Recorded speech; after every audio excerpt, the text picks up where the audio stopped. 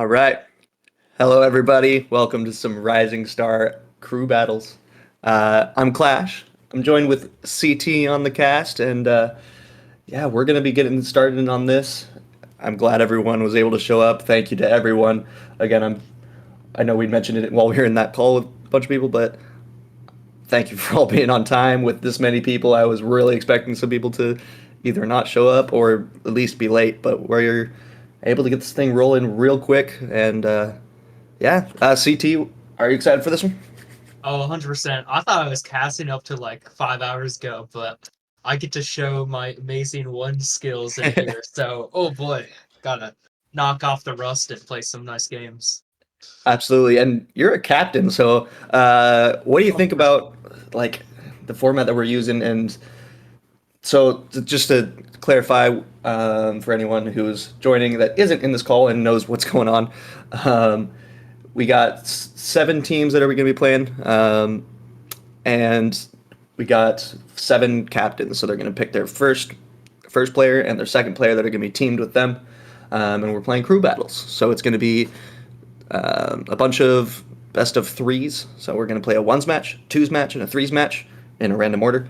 Um, so it's going to be interesting on who you're picking. What do you have any strategy going into this? Obviously, you might not want to share that strategy, but is there what are you thinking about all that? Yeah, I won't share my strategy, but all the captains should have access to a little form that has everyone's peaks and threes, twos, and ones. Hmm. So, I mean, now that you're picking for both the ones and twos category as well, you kind of have to be a lot more strategic of do you want your first round pick to be really good at ones, Hmm. or do you as a captain want to go in and do that for them, or what do you want to do with those ones and twos? Because now you do have to choose between a really good teammate in threes or a really good teammate in twos or someone that's really good at ones now. Hmm. Absolutely. So, yeah, we got multiple picks going on. Whoever gets this first pick is gonna be interesting. They are gonna have a bye going into their first one. We only have seven teams, but we're using an 8 team bracket. So whoever gets this first pick is gonna have a bye in their first round. So that is gonna be important. Um, yeah, the bracket we got double elimination throughout the whole way. We're gonna be playing uppers and lowers at the same time as long as we have matches available. Um, but yeah, it's gonna be a very intense. It's gonna be a long night for whoever makes it those later matches. But um, I'm excited for it. So yeah, we got lots of matches going on here, and we have the ones that are going to be streamed, little highlighted in pink there. We'll start with the fourth and fifth seed, but we don't even know who those are yet because we still got to roll the captains. Um, but yeah, I'm not sure if we want to just get right into it. But yeah, I honestly at this point I think we might as well start rolling. Yeah, I Uh, agree. I guess we'll go in. Are we going in normal or like 1 through 7 order or 7 through 1 order? Are we picking first captain first? So we're going 7 through 1. I'm hearing that in my ear from AK. So this is for the seventh pick. We're gonna go ahead and get this thing rolling. Here we go. See how it goes. See how it goes. And the seventh pick, T Jack, the very very last on the pick. So in MCS, it is pretty clear that the first picks are going to be best. In this one, it might not be though, because you only are picking two teammates. If you get the very first pick, you're going to get the first player that you want, but then you're also going to be stuck with that bottom player that you might not want. So it's going to be interesting what pick is going to be best here. So though it sounds bad to have that last pick, it might not be. Here we go. So we got T Jack with that seventh pick overall, and we should be able to. Are we going to remove his name, or are we going to go ahead and roll it? All right, all right. So we'll go and roll it again. Here we go. Here we go. And T-Jack is very familiar with choosing two teammates at once. Well, I thought he was going to leave. It definitely did not remove it on its own, and we got T Jack on the seventh pick again. Double picked him.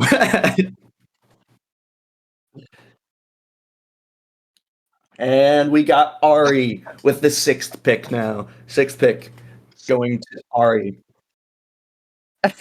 We might have to re-roll a few times. It might re-roll the names. I guess we're not Adds able to drama. remove the Adds names drama to all of it. live, so that's kind of funny. We might get a few times before we get these top few picks, but Ari on the 6th pick. Let's roll again and see who's getting the 5th one.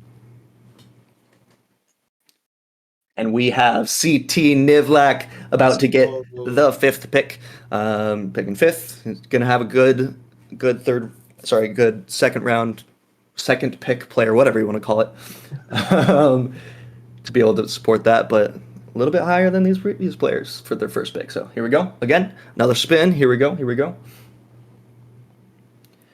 And we have Sear with the 4th pick overall. Sear has the 4th pick. Only got a few people left. Only have Reese, Juxo, and Ybusy. Ybusy, in my opinion, probably the best ones player we got in here. I'm pretty sure he has the highest peak. So it's going to be interesting if who he pairs himself with, and he's going to have a lot of selection on his first pick. But he's not even here yet. Juxo going to number 3. Juxo with the number 3 pick. Again, the first seed is going to have a bye, which I'm not. It's going to be nice, obviously, for standings, but you also might want that warm up with your team. CT, what do you think about the bye potential? Would you want to have the bye? Obviously, you don't. You're in the 5th spot. I mean, obviously, I think that the buy is very useful. You can just go into ranked or something for 2 or 3 games. But I mean, I guess we're just gonna keep on spinning until we get these last Keep 2. on spinning. We I got feel T-Jack like- again. Got to keep rolling. Got to keep rolling. I think it's only Ybusy and Reese that we have left here. So It is indeed. It's between who gets the first or second. We got And Ybusy in the 2nd pick. So Reese is going to have that first round bye and the first pick overall. So yeah, our draft order is going to be Reese, Ybusy, Juxo, Sear, CT Nivlak, Ari, and T-Jack. And we're about to get into the draft very quickly. We're going to try to move along, get this thing rolling. I don't want to be here too late. It's already going to be a late night, so we're going to keep things chugging. I'm pretty sure we're about to drag a bunch of captains in here. I believe they would be able to hear you on stream, so try not to talk when you join in. But the first pick is going to be T-Jack, so we're gonna get them in here. Give us just a second. I'll let you think CTL not calling you too much for the cast because I'm sure you're now going through the list. I've got my game plan going. Fair enough. I mean, it's nice because you're gonna get one of the top 3 that you want in this because you're a pretty early pick. Or no, sorry, I'm lying. You're the 5th pick, so you have one of the 5. But Wait, welcome, do we have Reese welcome, T-Jack T-Jack. first pick here? No, it's Reese. Reese with the first pick. It's Reese with the first pick. Yeah, it's Reese with the first pick. Oh, so T-Jack gets the first pick of the. Okay, I Oh now. Oh, that's confusing. Okay.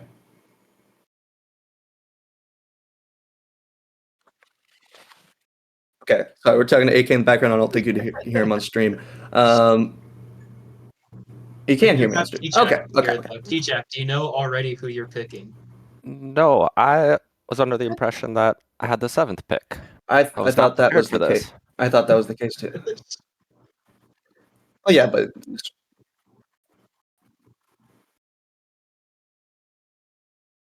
okay, yeah, that was confusing. We'll give T-Jack some extra time. That was confusing to me too. So because I apologize. We're confused. I think I misexplained it then. So so that was for seeds, I guess, not for the pick for the spot, because whoever was first seed, I guess, gets the last pick. So it gets a little interesting. So sorry about that.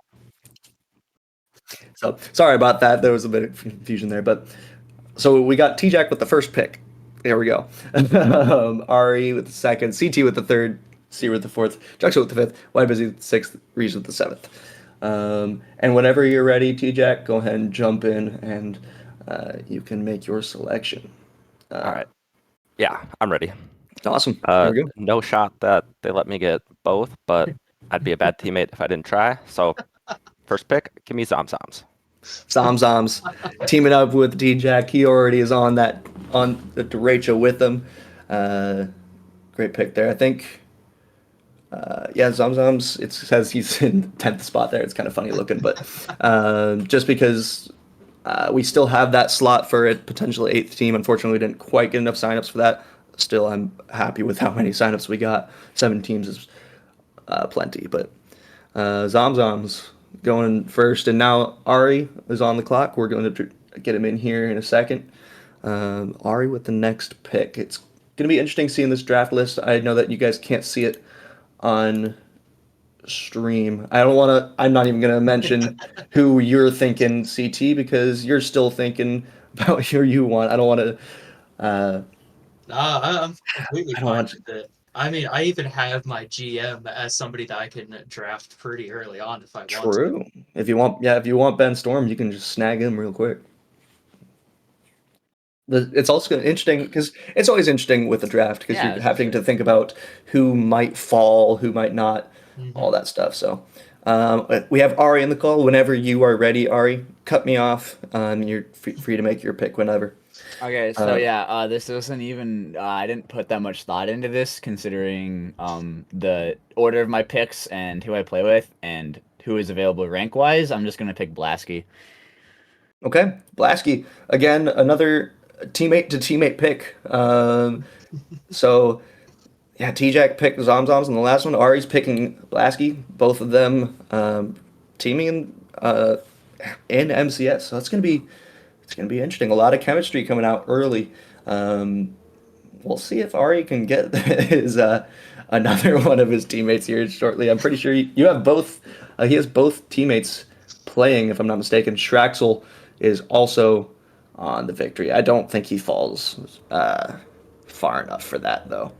But next up, we Yeah, have I guess I'm next CT, right? up, and I mean, Whenever you're ready. thinking through my thought process, I really want to get a person that I had tried out earlier in the season but did not end up picking.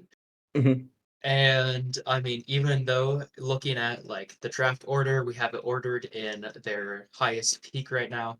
I think I am gonna go with an could be interesting pick, but I think they have the highest MMR left on the peak on ones, and I'll be picking up Sleep Dog. Sleep Dog, very nice pick. Um, yeah, having a high ones peak is going to be huge. I think he has about a high ones peak as I have, and that's nasty. I would hate that to have to face that. Um, yeah, it's again, it's so interesting the strategy that you have for picking things because you might be able to pick someone who can perform just in ones. You might have that specific spot. Uh, yeah, so we're making quick progress here. We got Seer in the call now. He is the next pick. Seer, whenever you're ready, feel free to cut me off, and you can make your pick. Yeah, so I see this player is on the list, and Hmm. this player, unfortunately, will not be going to LAN as a contender. But I believed in them throughout the entire season, even though they were on a bad team. And that player, in my heart, is the first, and his name is Seppi. Seppi the first. I get the joke. I love that. Good pick there. He was the highest. I believe it was the highest overall peak remaining. He had a really high twos peak, 1599 in there.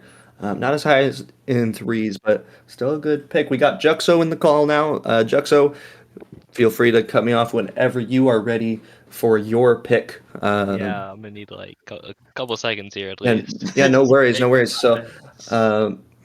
yeah, I love draft format. It's so interesting, especially it makes it interesting when you only have both only have 2 picks, and we're playing so many different modes. You have to consider so much. Um, Yeah, yeah. I mean, you have a ton of overall good players left. Even Hmm. just like Link and Winter, even Traxel are just amazing all-around players. Yeah. So honestly, even though I didn't even pick them, I'm kind of surprised that none of them have been picked up. All right, Mhm. I got my player whenever you guys are ready. All right, go for it. I'm gonna be taking Slay Panther here. Slay Panther. Ooh, okay. I like that pick. Yeah, he played in Challenger earlier this season, so he's got a lot of experience up I feel there. like, yeah. That's a awesome pick. I did, quite honestly, I look way too high on the draft board. I just forget to look down a little ways. Slay Panther, I'm surprised he's as low as he is, peak MMR wise, but I think that's a really good pick. Um, Yeah, and we had a little bit of confusion with his peak MMR because he peaked at 1770 oh, a snap. good while ago, but he did peak 1774 at season Okay. OG season 14. Yeah, no, in MCS we normally take just the most recent 3 seasons, so that's probably where that peak that we have now came from. But yeah, that experience at that higher level is huge. Um, OG season 14 is awesome. Oh. So we got Y Busy coming up next. Um, it's,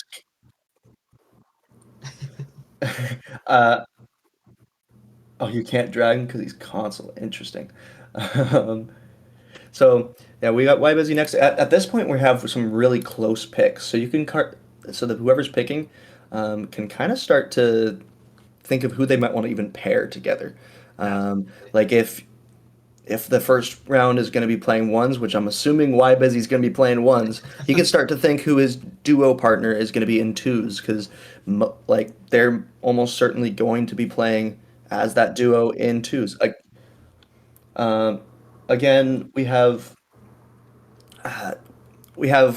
doing crew battle format, so whoever plays the ones match cannot play in the twos match. So that's an important thing. Ones cannot play in twos, so you will be using all 3 players between those 2 modes. All right. AK is gonna pick for Y Busy. Go for it. All right. Why Busy? The best player in Rising Star by a country mile. Oh, except T-Jack, of course. Picks Straxel. Traxel going with Y Busy on his team there. Yeah, we got to see what he goes with, who he pairs Straxel with in a couple picks. But now we have Reese. He's going to be picking back to back. He'll know exactly who his teammates are right now. Might need to give him a little bit of time because two picks isn't always going to be very easy.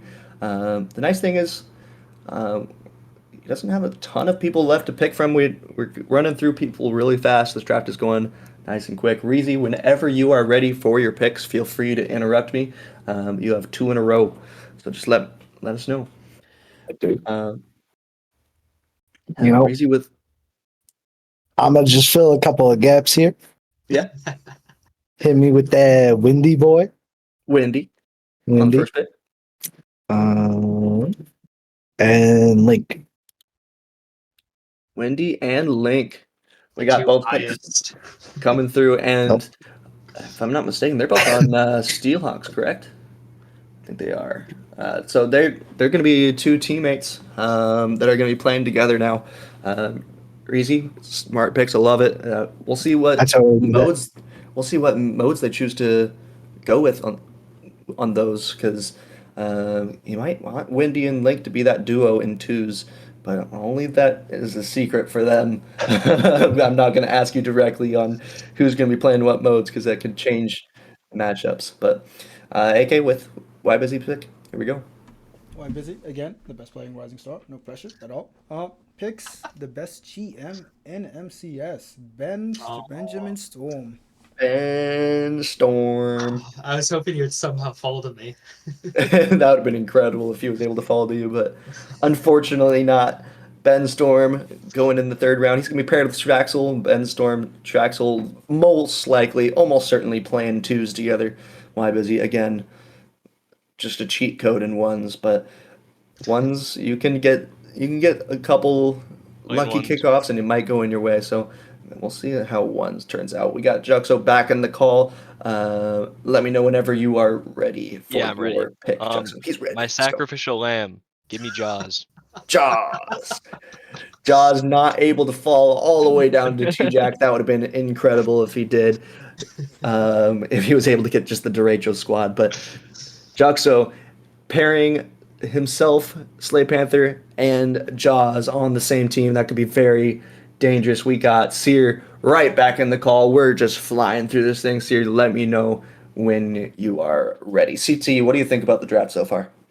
I love the comment of sacrificial lamb because that means that we're gonna get to watch Jaws play ones against people like Y Busy or T Jack, and it's gonna be like David versus Goliath, and I'm so for that. Absolutely, and I think Jaws can put up a fight, but Oh, yeah. there's some players. Again, I mentioned Y Busy a bunch, and I'm gonna keep mentioning him throughout the night whenever we're watching him, whenever we're talking about scores. That's the ones go right there. I would lose to him in ones every single time. Like he is very, very solid. Seer is still on mute, so we're gonna let him keep pondering there. He's probably going through that draft I list. am Not a whole lot ready. of people left. He's ready. Here we go.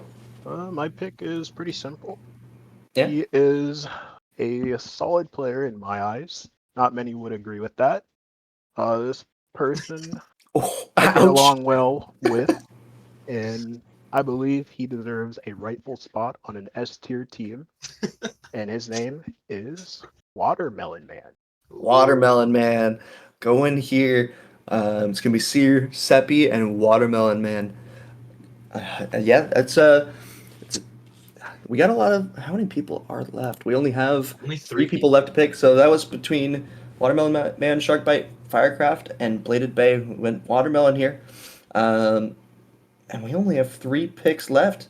And if I'm not mistaken, Bladed Bay. Oh, sorry, not Bladed Bay. Wow, I don't know what I'm talking about. CT Nivlak, you are up Yep. next. I'm gonna keep it short and sweet. I think that my draft pick is very, very simple. I actually was thinking about them for my second or third into the regular season, but I forget what happened. I think that they got picked up before they dropped to us, but kind of reuniting a team that I thought about, I guess, but never was able to put to fruition. I'm picking up Sharkbite. Sharkbite, going with CT Nivlak on this pick. Sleep Dog, CT Nivlak, Sharkbite. I'm going to be paired up here.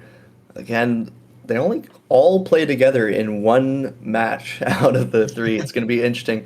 And then we got Ari already in the call. He's only got 2 people to pick from.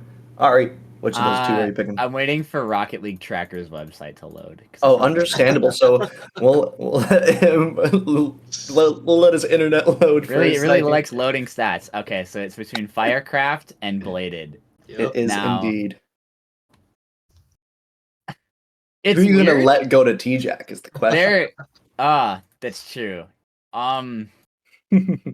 So like, when was his peak? Season 29. That's this season. Oh, okay. Ari going purely based on the stats right now. I like it. But it doesn't matter because okay. This is chalked. Chalked. Well, because I'm just trying to because it's I did have a question if AK can hear me. Is so when we're doing the who we're picking for 3 season 1s, can we change it depending on the series or is it just set? Oh, you can change it. You choose it as you're going into the match. So Each series you can change it, yes. But that you, first match is 2s, and then you go into 1s next. You can choose your 1s based on. Well, I guess you can't, but like you'll choose who you want to be your 2s and 1s as you to join the lobby. in the first series that you play, the person that plays ones can be different than the person that plays ones in the next I'm series. gonna pick Firecraft. Firecraft going here, which means T-Jack is gonna end up with Bladed Bay. Yeah, I wonder me. who T-Jack's gonna pick. I'm looking forward to that one. Welcome, T-Jack. Oh, Who are you picking for this last pick? Who do you got? And it's tough. You know, there's so many just good players left. Really could be any one of them. Yep. But I'm gonna have to pick the man, the myth, the legend, Bladed Bay. Bladed Bay. Here we go. Very good pick. I would pick the same. I think most T-Jack, would. Zoms, Bladed Bay going here. I think Bladed Bay is nice and underrated. I think the fact that he fell to last is a little sad to me. I like playing with that man.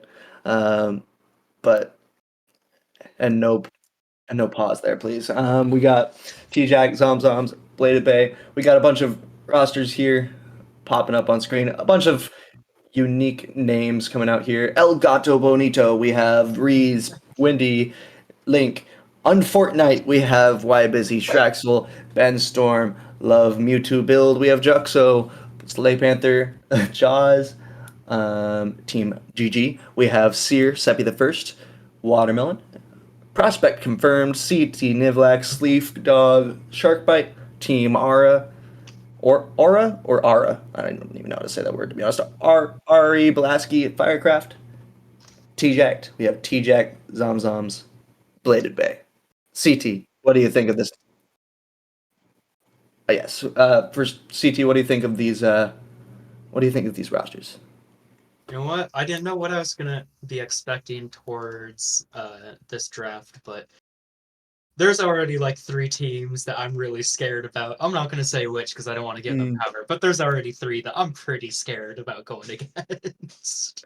I feel like any one of these teams can be really dangerous. It's going to be so interesting because even performance like in MCS might not translate because you were playing different modes for 2 of the 3 matches. So it's going to be And it's really your first interesting. time playing with them. Exactly. Yeah. Some of these players are teammates, such as like Ari with Ari with Blasky, and then we got T-Jack with Zomzoms. But yeah, so it's gonna be interesting seeing how we get into this. I know we're gonna be getting into these matches pretty shortly, but if those players want to warm up with each other, we're working on that. I know getting a bunch of people in the call. We're gonna pull up the bracket now, and yeah, we got all these matches that are for some reason not populating automatically. We'll try to. So we got who's gonna be on the first one on stream? The 4th versus 5th pick. So it's gonna be CT. You're gonna be on stream. Hey. Let's see who is. Yeah, so it looks like Reese's team will have the little bye round. It will be next there. It will be my team versus Seer team. Mhm. Then it'll be Juxo versus Ari and Why Busy versus T-Jack for that first round.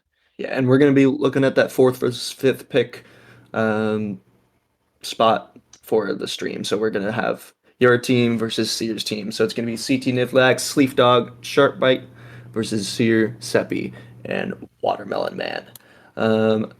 Scheduled start time for that one is 6:40, and I believe we're sticking to that. We might try to get in a little early, but I guess that's up to AK who's running the stream.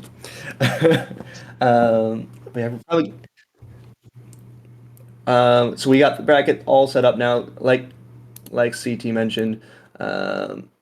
We got all that set up, and I'm gonna be just saying team names, and I'm not gonna worry about reading those rosters every time because I'm gonna be doing a whole lot of back and forth with that. Yeah, we got Team GG and Prospect confirmed. That's the one we're watching. That's Seer and CT's team. On Fortnite versus T-Jack, and I Love Mewtwo Builds versus Team Aura. Gotcha. Got you. So I'm gonna. I hope you guys just trust me on this. I know a lot of people aren't gonna be too worried about which matches are played in what order, but we gotta make something do. But I'm gonna run it on the background here. I'm a random number generator 1 through 3. First match that's gonna be played in this round is gonna be 3s. Ooh. And that second match is going to be 1s. So it's going to go 3s, 1s, 2s for this first round. So the very first one is going to be all 3 players playing. Nice little warm up for everybody. And we're going to go into the 1v1.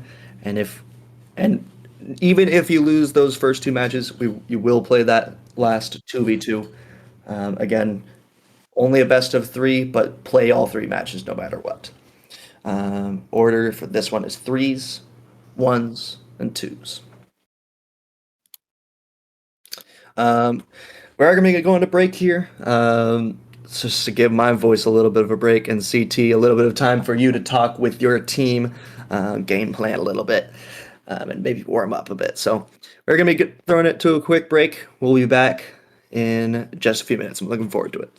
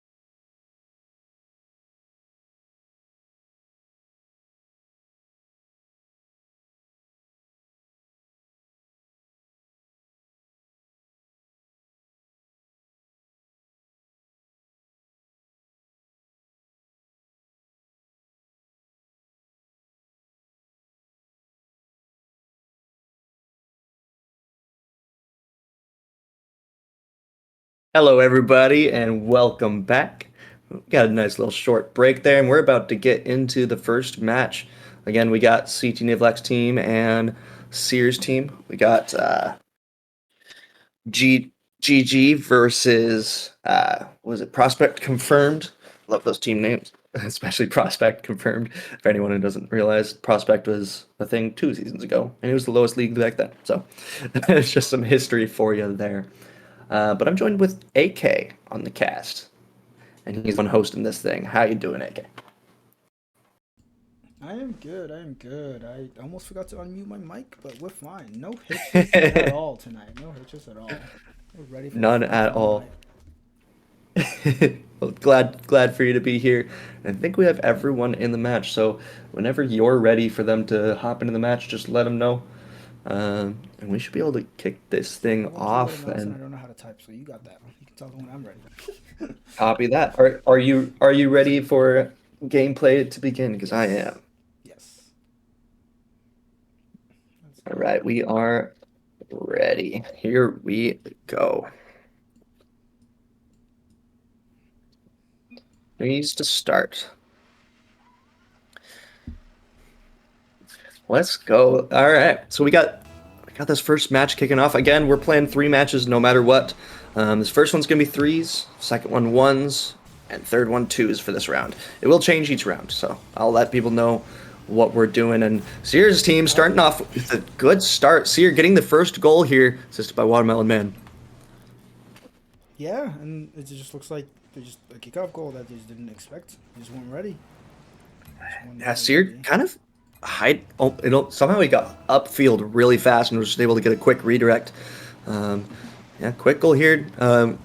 Again, these teams literally just formed 30 minutes ago, so no one really knows what they're doing with each other, so they're going to have to have to communicate well, and it's going to be interesting how they adapt to each other, because a couple of these teams, or just one of these teams actually, is going to go out pretty quickly, but the rest, we got a double elimination format, which is nice.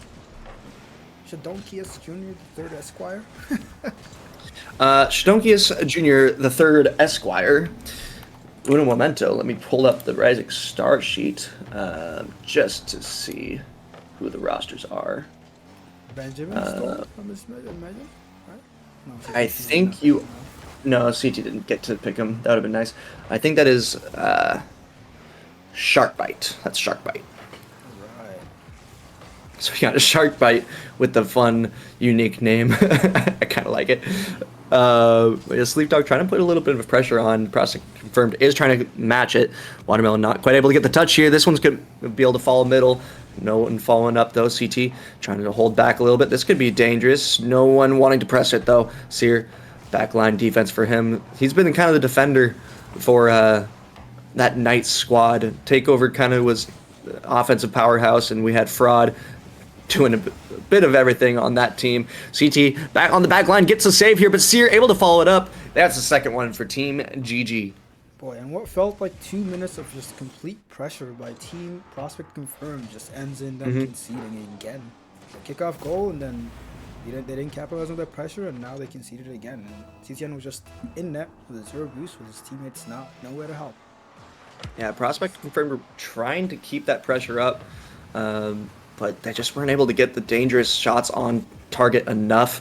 Not able to get them in an uncomfortable spot yet. They had some good pressure, but they only have one shot listed right now, but it feels like Prospect Confirmed was trying to push a lot more, but just not enough threatening shots here. CT trying to push this one middle, is able to, dealt well with by Sear though, and GG just kind of hold it on here.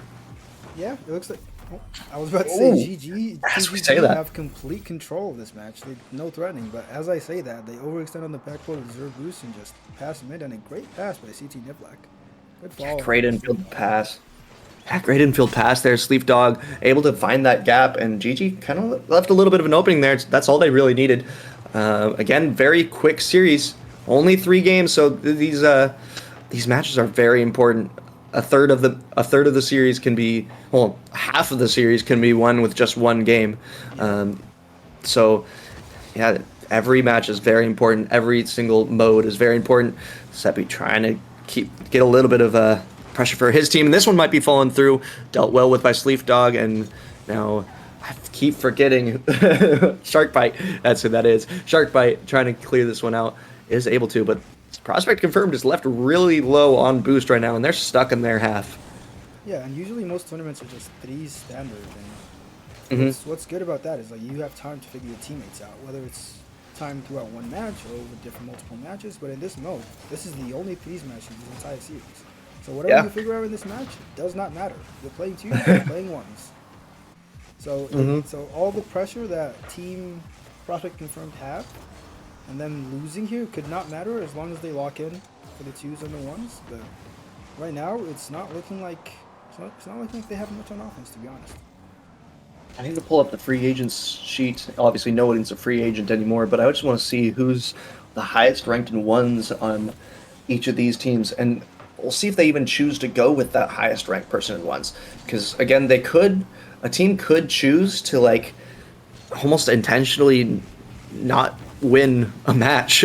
Like they could choose to not win 1s if they think it's going to give them a great shot in 2s.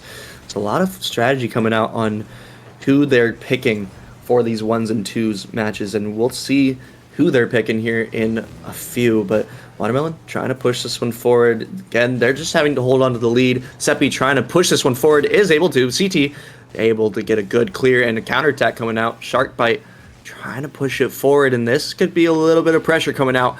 This is a big demo. CT able to get it on target. Great save coming out, and Seer able to get that follow-up save. They have to get a goal here, or they're going to go down 0-1 in this series. Yeah, and it looks like Seer is the highest 1 peak, almost 1,300. I don't know how long ago that was. Well, actually I do, and I am not allowed to share that story, but that is... Wow. That is inaccurate, to say the least. But technically, Seer is the highest 1,301 peak by a huge, considerable margin. Sleep Dog is... Yeah. Sorry. Either way, that's incredible how high that is. You could say it is what is that? But yeah. Fair enough. Oh. But as we count down to 0 seconds, CT Nevlak has to keep this one up. He's able to. Sleep Dog to the middle. That one falls middle, and Shark Bite's not able to get there. And Team GG. Sears team, GG. Yeah, Team GG takes game 1, and it's going to be very, very interesting to see who both these teams pick for the 1s match that is going to follow. It is a very, very crucial match, because if Team GG wins, the series is clinched. I mean, they'll still play the 3rd match, but from personal knowledge, I know Seer and CT Nevlak, both potentially the best players on each team, both hate 1s. So it will be very, very interesting how they choose. Yeah, also, the fact that now Prospect Confirmed is down, they know that they have to win this 1s match. So it might even affect who they're picking here based on that. So they're going to want to put the best person they got forward. But GG, they could choose to put someone who they know might not win, and then have that advantage in 2s. It's going to be interesting. That match order definitely makes a difference on who you're selecting. So we'll see who they end up choosing.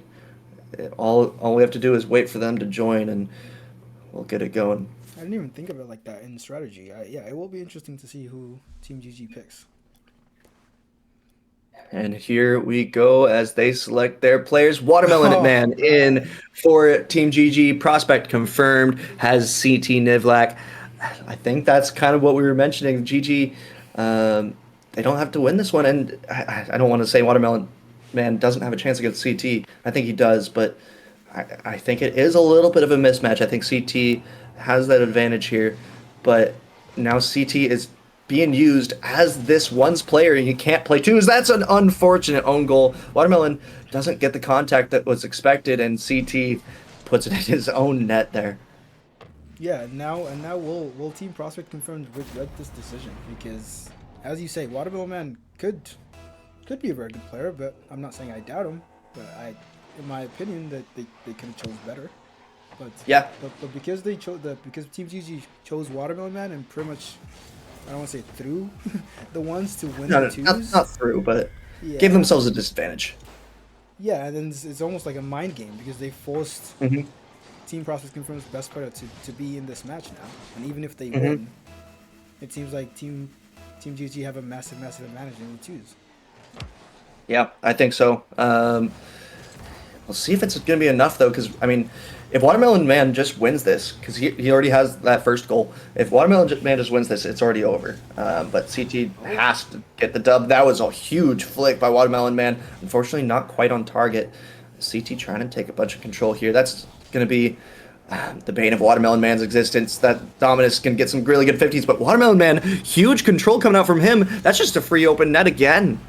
I am already typing up my apology to Watermelon Man. I will Honestly. apologize on stream.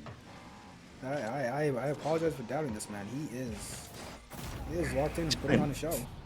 Playing very well. His one speak is not very high. It's only 903, but he's playing like it's higher than that. I'm impressed with Watermelon's game so far. We are still very early though, and one of those was that own goal from CT Nivlak, unfortunately. So still very close. Things can swing so fast in ones. So no lead is safe. Even if there's 30 seconds left with a 4-goal lead, it can happen. Things can swing. So. Yeah, unlike twos and threes, that no lead is safe at all.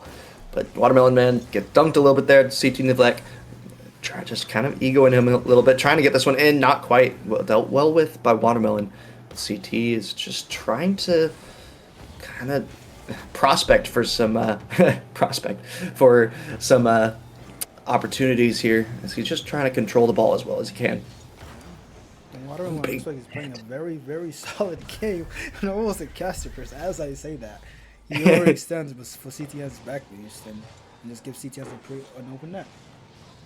Yeah, it's those long-range open net shots, every mode included, but in ones, if you could hit those consistently, that's just such a way to punish any sort of over-aggression from an opposing player. So Watermelon pushing just a tiny bit too far forward, not able to get back in time, and CT Nivlak able to get that on target. Watermelon, though, keeps finding these open nets. CT Nivlak keeps getting caught with 0 boost behind him, and Watermelon Man back with the lead 3-2 right now.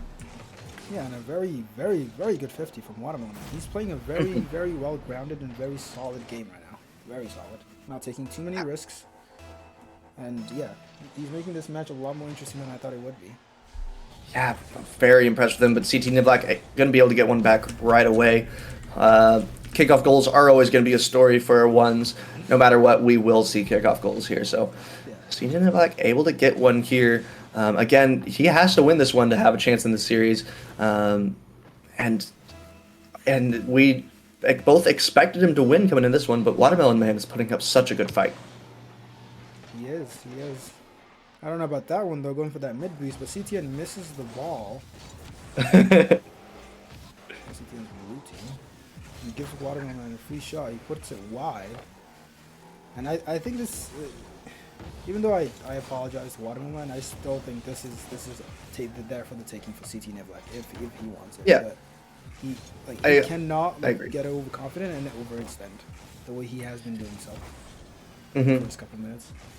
Yeah, I think CT has some great potential. I think he could be a challenger player next season. We'll see. But I don't think Watermelon Man is. But he's able to just shut me up again. Another great play from Watermelon here, just popping it high, making CT awkward. CT had plenty of boost, but because of where it was placed by Watermelon, it just made it so difficult for CT to deal with. Yeah, who's a challenger player? Watermelon does not care at all. Yeah, he doesn't care at all. He's here to play. He really is. He's not going up the wall. Oh my goodness. Looking for the dunk on CT. Oh. Decent dunk. He can get back to that probably.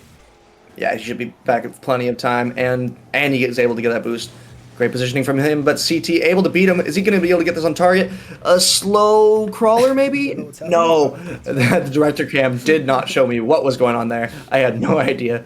But Watermelon now has control again, and he has control of this game. He still has a 1-goal lead, but CT doesn't want to have a 1-goal lead anymore. Here it is, tied up again. We have a close one in this game, too. We do. And this will be a very long night if all the ones games are this high scoring. I will say that. Once games are always going to be high scoring. We gotta just expect that. But I also find it kind of funny. I like the choice. Watermelon Man choosing to have a hot dog topper on his car. I kind of like it. Matches well with his decal. But Watermelon Man didn't go for that kickoff. It's interesting strategy there. I'm not sure if he was faking or if he was AFK for a second, but either way, it worked out for him. He got possession. Looked But- like he faked it. He like drove up a little bit and I then stopped. I'm gonna give him the benefit of think the doubt so. and say he faked it. Yeah, I'm going with faking because it sounds better. Watermelon able to deal with that well in the back line. CT, nice touches from him. Gets a lot of control now. This could be dangerous. Going for an air dribble here. He's just going to take it low, going for the control. CT, that is the play that he's going for. Just lots of control. Not trying to out-mechanic at all on Watermelon. I feel like Watermelon's been going for more mechanical plays than CT has. Yeah, but every time we've been Like- watching Watermelon on defense, he has been very, very calm. He has not been Sure. panic jumping at anything, regardless of what CT is doing. He's been patient, and he's just been Wow. getting open nets because he has been patient. Yeah, great play from Watermelon Man. He has so much patience coming out from him. He's kind of just letting CT have the ball a lot, just letting him try to control it. And whenever CT makes a mistake, Watermelon Man just pounces on it. It's really impressive to me. Yeah, maybe Diamond 3 is the new GC in ones. Maybe. Watermelon gets the boost and the ball on CT's half. Gets to the corner. And just all backs off. Just takes a mid boost, backs off, plays slow. Not flipping into anything, just slow touches, baiting CT Nivlak. I love this from Watermelon, man. Yeah, he's playing very well here. Big 50 coming out from him as well. If he didn't get that 50, that could have been dangerous. And yeah, Watermelon just taking all the time that he possibly can. Big bang there. Again, giving CT some possession, but that's kind of been okay for him. He's played the CT's possession well, shadowed things well. No, there hasn't been that many dangerous opportunities from CT Nivlak. But CT Nivlak's trying to shut me up here as he's going high in there. Lots of space. He might have a flip. He does. Able to get this one on target. Great shot from CT Nivlak. Great shot from CT Nivlak. Watermelon gave him too much space. He's been giving him too much space this whole game, but CT has been throwing the ball away. And the one time he maintains control in the air, he gets a nice play. And we are tied with 16 seconds left.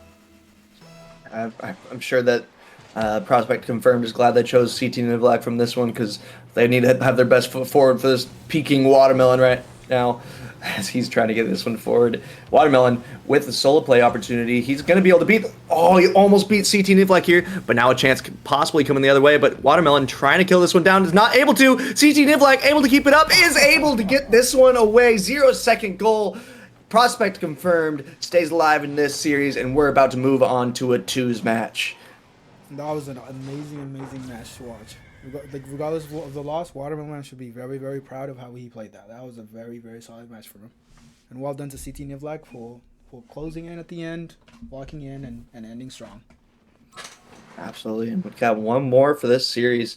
Again, 3 games. That's all we got. One of each mode until the grand finals. So we're gonna have a nice little matchup here. Prospect Confirmed. What's the team for Prospect Confirmed going to be again? It's going to be Sleeve Dog and Shark Bite, and they're going to be taking on Seer and Seppi. I think I gotta say that it's going to be favoring Team GG. Team GG here again. That the pick of Watermelon Man. He played so well in that one game. I was very impressed, but. Seer and Seppi are a little higher picks normally in MCS, so they're going to have a bit of advantage going into this one, I think. Yes, Seppi the First may not be a captain. Seer's the captain on that team, but Seppi the First was borderline of being chosen as a captain because his salary was so high, especially in twos. His twos peak is 1,600. So them saving him for this last match it might pay dividends. Yeah. I love this format. It's so interesting seeing the different game modes come out because, again, I'd love to see that ones matchup again from CT and Watermelon because I want to see more of Watermelon, man. I was very impressed with that one, but here we are going to the next one. Unless they win, we're not going to see Watermelon Man again for a while because I don't think we're guaranteed to not have these two teams in the next stream match. But. We'll see who we get. I think so. Seppi trying to get this one forward is able to. Not not too dangerous. Again, twos a little bit more forgiving than ones, but a little mistake can make a big difference, more so than in threes. So each of these players mattering a little bit more than they do in threes, a little bit more impact on every single gameplay. Big dunk coming out from Sears. He's trying to get this one middle, and a demo coming out. Oh, big clear from Sleeve Dog. Has lots of control now coming out from Sleeve Dog. Big 50 from him. Trying to get this one middle, not quite able to beat the last defender, and Seppi deals with this one well. Again, It's been a pretty we back got- and forth match to begin it. Mhm. And it doesn't like I think both teams are still trying to figure each other out and how they want to play. Zero with an air dribble that uses all his boost, very interesting. What a fake from Sleeve Ooh. Dog. And that's the first goal of the match. Well played. Yeah, fantastic control there. Sear doesn't quite have the touch he wants, and Seppi just has to expect a flick there, but kind of overextends a little bit. Probably needed to shadow a little bit longer, and big fake coming out from Sleeve Dog. Great goal to start things off from him. Yes, good goal. And the kickoff missed by Seppi the first, and Team Prospect confirmed they're already on offense again. The Sear clears high. Boy. Yeah, big clear coming up from Shark Bite here. I keep forgetting what his normal name is because his name in game is different. But another shot coming out. Big demo coming out from Sear. Lots of space commanded with that demo. Sear, again, just going for another demo. Didn't connect on that one, but lots of space given. And he's going to try to get... Oh, big potential team bump. Big potential team bump. I know he did team bump, but potential big impact is what I'm trying to say from that team bump. Seppi the first and Sear are known for being very, very aggressive players. Seppi especially Yeah. on the demos, and Sear especially on the very, very fast challengers. So maybe that could be the strat for him, is being super, super aggressive on this Ooh, what a touch. on Team Prospect That- confirmed, and that is like the Mhm. the D2's playstyle. So maybe if they hard chase, True. they have it, because right now it doesn't look like control is in their favor. As I say that, it was a very nice touch, and the ball bouncing mid. Here's awkward, hits it to the backboard. And Team GG clear. Team Prospect confirmed clear. Yeah, Seppi trying to push this one back forward. And yeah, like you said, they're playing very aggressive, but again, in twos, a little bit of over aggression can go a long way. It's going to be tough leaving the last man back, but it's the big aggression here. Sear able to get a couple hits off the backboard, just threatening shots, but not putting them on target, as now Seppi was able to follow that one up cleanly. No defender ready to go for the ball, and we have this one tied up. Yeah, 3 minutes into this match, and it's looking like the play styles of both teams are being revealed. Team GG looks like they're the aggressive, hyper, and that shot by Sear, that turn, like that turn solidifies his entire team. That shows what that team is about. They're just super aggressive, super challenging, super aggressive, and I don't know if Team Prospect confirmed can handle it, to be honest, because they look like they want control, but Team GG is not giving them time. I am not gonna remember all these teams' names. I will say that. That's gonna be No, I won't either. just for reference. I don't see what the stream sees. Unfortunately, I don't have the team names on me. I can do this, but yeah. Anyway. Yeah, but as we count down, we only have 1:30 left, and Prospect confirmed. I would still say are a little bit of an underdog in this one, but they're playing well, trying to play a lot of control, but again, lots of aggression coming out from Sear and Seppi. As long as they don't make a big mistake and over-aggress, I think they're still favored in this one, but anything can happen with only a minute left. Twos, they normally has quite a bit of goals, but we're on a 1-1 game. Both teams playing very cautious. They know that if they concede, it might be over. This one could be dangerous. Seppi doesn't have any boost. Gets a little faked, though. Oh, my goodness. Seppi able to get this one clear now. Full boost from him. This could be dangerous. This one could be on target. Not quite enough power, though. Sear not able to get that one on target either. Dealt well with it. But this one, Seppi, again, just very aggressive challenges. Very aggressive turn from him. He's able to be the first one that's this ball, and he probably had one of the most awkward angles to it. Yeah, Well done from them. He just turns out of nowhere and just very, very good shot. Very good, very good aggression from Team GG.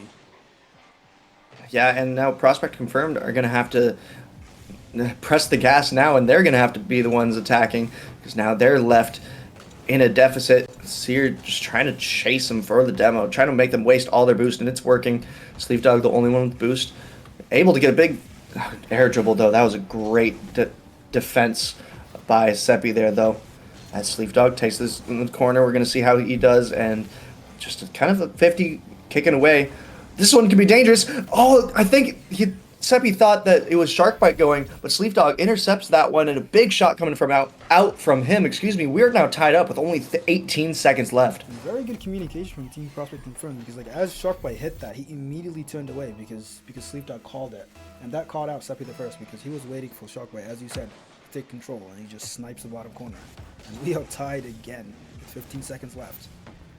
This is a very, very close series. Only 10 seconds left. We have the countdown. See if anyone is aggressive enough to keep it up. If there is someone aggressive enough, it's going to be this Team GG. It falls middle now. It does fall in. A 50 on the goal line just barely goes in Team GG's way. We have that series concluded now. Team GG moving on to the next upper bracket round. We'll see who they play. I'm not sure if we've got any score reports in. I haven't seen any, but I also haven't been looking. So, wow, that was very exciting. And we do have some scores going through. T-Jacked, it looks like Unfortnite, that team defeated T-Jack's team in 3, so it did go 2-1. Yeah. Mewtwo, their team lost. I don't know the score line, but they lost. Let's see. Any other? At least the round 1 matchup. Sorry, Reezy's I'll take team. see the bracket live. Yeah, Elgato Bonito. They 3-0'd. I don't know if that's the right squad name, but they 3-0'd their match. It is Let me see. the right name. Okay. No, that's the forfeit. That's the first round bye. Oh yeah, of course. Team Prospect Confirmed with that loss. they get a bye. At least they're at the quarterfinals now. Yeah, so even though we just saw that team lose in this series, they are gonna be able to make it through at least one more round, but via a forfeit. So we'll see. But we're gonna be watching T-Jacked versus Mewtwo in the next one. Those two teams did unfortunately just lose in their match. Every game that was played did go to 3. So it's interesting seeing that, but. I think we're going to throw it to a quick break here, and we'll get you right in the next one. See you soon.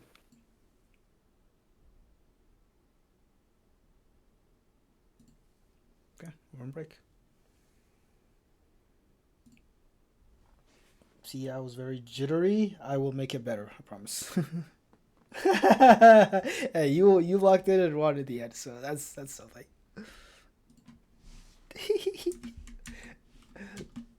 Watermelon was locked the fuck in. Oh my god.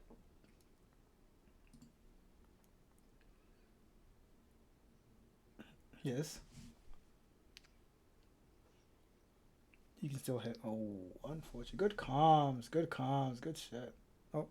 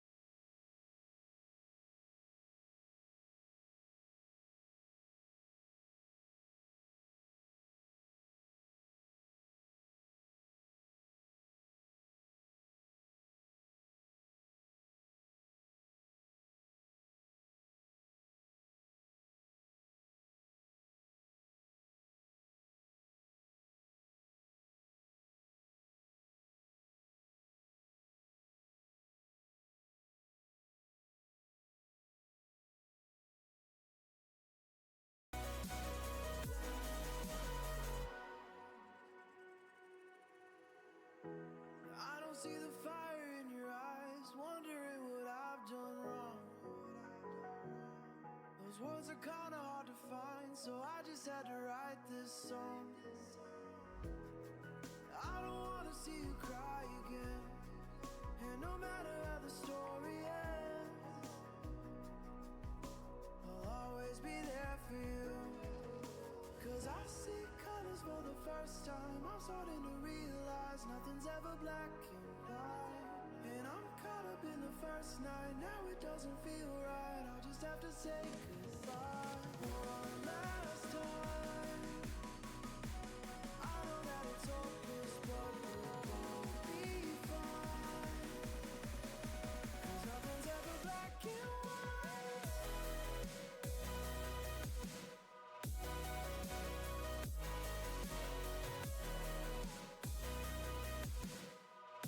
Cause nothing's ever black and white.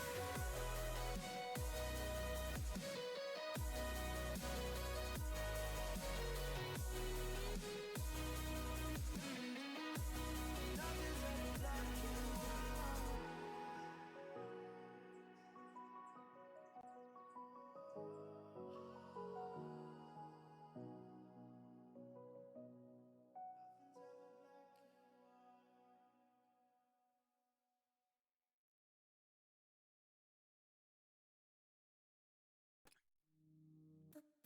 We're doing alright. When we are apart, we always do the same dance. Always on the fence, never making sense. I'm not gonna feel a thing tonight. I'm not gonna be the one tonight. Don't wanna hear anything that you say. Your love is a game that I don't wanna play. So don't say you need me when I walk away. So many words, but they don't mean a thing. You blur the lines between love and obscene. So don't say you need me, cause we're not a thing. We're not a thing.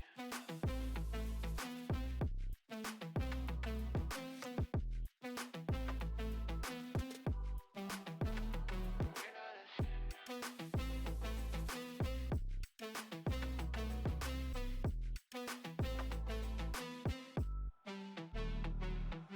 I'm doing alright. Since we are apart, you know it's always the heart first. Don't care if it hurts, you're making it worse. I'm not gonna feel a thing tonight. Not gonna feel a thing. I'm not gonna see your face tonight. Not gonna see your face. Don't wanna hear anything that you say. Your love is a game that I don't wanna play. So cry all you want, but I still walk away. Cry all you want, but I still walk away. So many words, but you don't mean a thing. You blur the lines between love and obscene. So don't say you love me, cause it's not a thing. It's not a thing.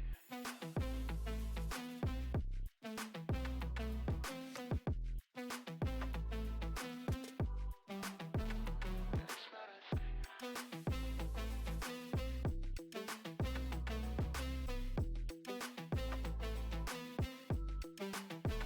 It's not a thing. It's not a thing.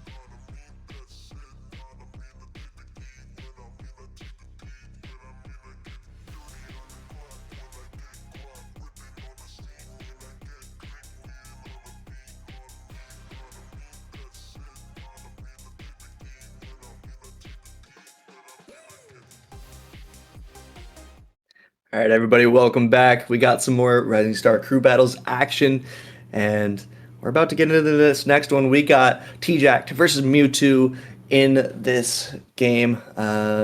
T-Jack, the captain for his team, and we got Juxo, the captain of the other team. I'm not going to go through the whole rosters because I don't have them pulled up immediately, but we should have a good one here. We're going to start off with twos in this round. The order is going to be twos, then threes, then ones. So we'll see who they choose. Joined with me on the cast right now, we got CT. How you doing? I'm doing great. I might have lost that last one on stream, but I won my one, so that's all that really matters. You got yours.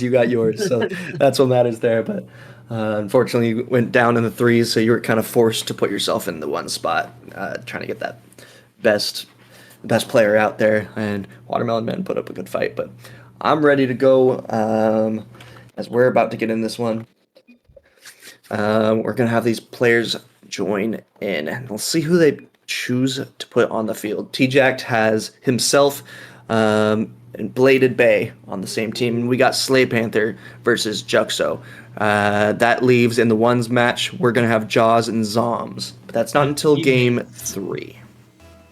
The teammates will have to play 1v1 against each other. Yeah, it's going to be very interesting. T-Jack, again, he was able to choose that first teammate that he had.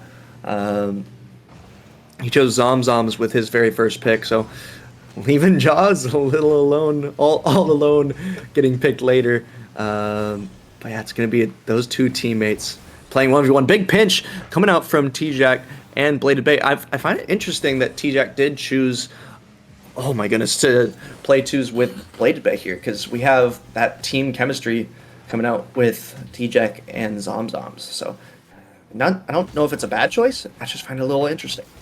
Yeah, it might have been a little bit too much power. They knew that they were winning no matter what. So he wanted to give a fair chance, maybe. But, I mean, letting you have a really good player in ones either way, because you don't know what's going to happen in that threes game, is almost... Oh, Bladed Bay almost gets a great shot as we're talking about it. I'm also unsure of what twos happens here. I'm always too used to threes. Mm-hmm.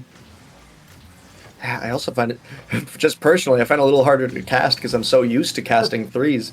But it's kind of a nice little change of pace. Slay Panther, trying to get this one forward, is able to get a little bit of pressure going, but not able to follow it. And I think, if I'm not mistaken, I looked at the ball chasing for T-Jack's replays, and they changed up who's playing ones this time. I believe it was Bladed that played ones in the last one, but they lost that one. So they might be trying to change that up to give themselves a little bit better chance in that ones match, because that did make a difference for them. They didn't win the ones or the twos in the last series they played, but they were able to win the threes. So it's going to be interesting to see how it goes.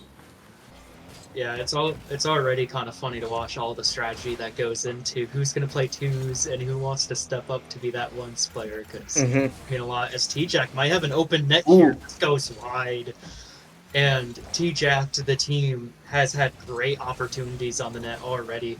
With Mewtwo not having as many, but definitely having their chances. As Bladed Bay is trying to find T-Jack in the center, can't get it past Juxo, but T-Jack almost able to. 2-on-1 with Bladed on 0. Bladed gets a touch and it's just out, and T-Jack gets that out. Great plays from them. So who would you say is favored in this one? I think just based on the picks, Oh my goodness, what a save coming out from Slay Panther. That was a dangerous shot coming from T-Jack. Well, dealt well with. Who would you say is the advantage here? Just based on picks and pick position, Juxo and Slay Panther would be a little bit higher, but I don't know because I don't know that T-Jack has been looking good. Who would you favor in this twos matchup? I mean, I think that it's just too much power with the pick of T-Jack that his team is, no matter what, in my eyes, going to be the favorite. As Slay Panther just puts it high, but I always think that T-Jack plays so well with his teammates, can get those passing plays and can get the solo plays happening all the time. So I definitely think he has the advantage. Okay, I think I have to go the other way. I think the experience for Slay Panther in Challenger, as well as Juxo being such a solid player himself, I think that's such a huge advantage. But T-Jack is trying to get, I say T-Jacked, saying the team name, as it's Belated Bay that's getting the pressure. They're trying to get a lot of pressure going on their end. They have more shots coming out, but not by much, as this one could be a little dangerous. Belated Bay able to deal with it well. Juxo trying to get this one middle, is able to, but dealt well with on the back line by the team of T-Jacked. Slay Panther takes this one over, trying to keep the pressure up. This could be a 2v1. It is. This could be dangerous. It is, and Slay Panther gets the first one away. We only have a minute left. So much time off the clock. And Bladed Bay has been playing insane defense this game, and he's just doesn't have enough boost to get to that one. But I mean, a minute left. T-Jack to the team still has had immense pressure, so it's possible to very much come back very fast. Absolutely, as we get some chat shenanigans coming out from the two spectators on the other teams, but Juxo trying to keep this one out. They just have to delay some time now. They have the lead. We don't normally see 1-0s in twos, but this one is not going to end at 1-0 because we have the second goal from Mewtwo. Yeah, and it looks like Bladed just overcommitted on that one and leaves Slay Panther just a nice open net. And as you said, with the experience, he's not missing that one. No. Yeah, very, very solid shot. It was a little long range, but yeah, he ain't missing that one. Slay Panther, great shot from him as he's trying to get another one here. Going for a flip reset, but it wasn't able to make do with it. T-Jack trying to take some control here as he gets this one across to Bladed Bay. Ooh. That could have been dangerous. Juxo almost dimed him up on accident. As now they're having to press, but they don't have any time to do so. T-Jack trying to press this one forward. Gets it past one. Is trying to get the hit past the second. Not able to, though. And unless this goes in right now, Mewtwo is going to take this game one. Yeah, and I mean, T-Jack, the team had all the pressure at the beginning of that game, but they kind of lost it on that second half, which just kind of let Slay Panther do his thing and get two nice nets. Yeah, so I like seeing ones instantly followed up by twos, but this round we do have threes following, so all three players are going to be in this one. So if if Mewtwo wins this game too, the series is already over. No matter what, we're going to play 3 matches just for the content, if nothing else. But we will get 3 matches no matter what. But Mewtwo looking to close this one out quickly. Yeah, and looking past the threes, we now know that Psalms will be going against Jaws, which they are current teammates, but Zoms has the statistical advantage of, I believe his peak is about 1100, while Jaws is only about 980 or something. Yeah, it's so interesting seeing who people choose. There's such a layer to it because there's always strategy in Rocket League. There's always a ton of strategy, but when you're changing up the game modes, you're having to select who is playing and who is not. It's such a big shift. So it's kind of cool. Just seeing that change. I think Jaws is listening on stream because he said the disrespect is real. So, CT, I think he's talking to you there. But as we get into the threes match, again, Mewtwo, all they have to do is win this one, and they take this series. But T-Jack, they won their threes match in the last one, even though they lost the series. So they'll see if they can keep that rolling. Yes, T-Jack already has, again, the pressure, but That wasn't enough last game, so they have to play a little bit different as Juxo's trying to go past all three, but Zoms picks it up. Slate Panther is off of him. T-Jack meets him up in the air though. Zoms and T-Jack already working pretty well together, and Bladed Bay is slotting into that third position quite well right now. Absolutely. Bladed Bay, I think he's very underrated. I've played with him quite a few times in some six-mans in the MCS server, and it's fun playing with him. I think he's a very solid player.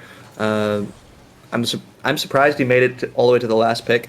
We have a lot of great players in here, though, so I don't know who would have been the substitute for him, but it's always tough seeing someone go a little lower or be the fourth round in Rising Star, be the sub, especially when I think they deserve to be a little higher. But it's always tough because you don't know who can swap out for them. Oh my goodness, Bladed Bay not quite able to get that on target, but it stays dangerous enough. T-Jack able to close that goal out.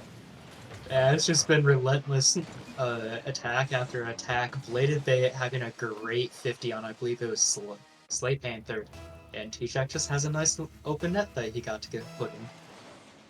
Yeah, some physical aggression coming out too from the team of T-Jack. Another shot here come from T-Jack, dealt with by Juxo, though. This one could be on target. Jaws, great clear from him, and Zoms trying to keep up some pressure. Yeah, again, just all the pressure right now, both just on shots and like some physical gameplay coming out from T-Jack. It's so interesting saying T-Jack. It sounds like I'm just gaslighting T-Jack the whole time, but that's their team name, so I'm going with it. Yeah, just lots and lots of aggression coming out from them, and Zoms being the teammate for T-Jack, with T-Jack on that team, has to be an advantage, right? It's got to be. Absolutely. Sorry, I was a little mind-boggled by the Zoms T-Jack pass that almost happened. Zoms with that break, they're now to Bladed. Oh, so close. Just off. T-Jack trying to get it back on, but now Zoms by himself actually beats out Slate Panther, going for the double, and doesn't have enough boost that just goes over. This pressure has been unrelenting, though. T-Jack with another shot. Bladed lets Zoms now take a shot. Just every single opportunity that they are getting, they are trying to get it on target. Another opportunity. T-Jack trying to get this one away, not able to, as he's trying to keep the pressure up. Bladed lets Zoms go for it. Good leave from him. The other team was definitely not expecting that one. And this could be another opportunity. T-Jack up, able to get a hit, but Slate Panther deals with it well. The Mewtwo is dealing with this pressure well. They let one slip, but they have so many saves right now. But every single shot, excluding one, has gone in favor of T-Jack. 10 shots to 1 right now. That's just such a lopsided aggression, but all they need is one, and this one could be dangerous. T-Jack does deal with it well. Zom's trying to get this one clear, and Jaws trying to get a little bit of pressure for his own team. Yeah, and T-Jack's able to immediately get that out, but he's on 0, so Juxo gets over. Bladed trying to meet up. He actually beats out his defender. T-Jack almost gets that. Bladed with a shot. Zoms with a 50 on the shot. T-Jack following up is unable to get anything, and now the counterattack starts. Juxo puts it just far enough out of his reach, but Zoms is now getting it to the center. Slate Panther's able to beat out, but T-Jack now has the ball, unable to control. He gets to the ball first. It goes for an interesting shot. Zoms dead, but Bladed able to somewhat slow that down. T-Jack now with a nice save. Zoms, ooh, big touch from him. Mewtwo is really trying to get some aggression here. They finally got a couple shots on the board as Juxo now is back on the back line. Oh, big fake coming out from Bladed, just killing so much time. But another 50 coming out from Jaws. This one might be some possession for Mewtwo finally. Big pre-jump coming out from Juxo, almost able to be on target, but this could be dangerous now for a counterattack, but as long as T-Jack keeps possession, but they're not quite able to. Zoms able to push this one forward. They only have to kill some time. They have 25 seconds left. Bladed trying to get on this ball. He is going to be able to get to this one first. Good touch from him. Slate Panther doesn't go yet. Lets T-Jack go, but this could be dangerous. Juxo doesn't quite get the control. 15 seconds left. We're out on the countdown right now. Yeah, now with the clock counting down, Mewtwo definitely has to try to get something, but T-Jack is just not letting them get any ball possession. Zoms gets a 50, and it's straight down, going to game 3. Going to game 3, and that one was a necessary win from T-Jack, and we're going to go down to a ones game. Closing this thing out with ones. Zomzoms versus Jaws. This could be a pretty good one.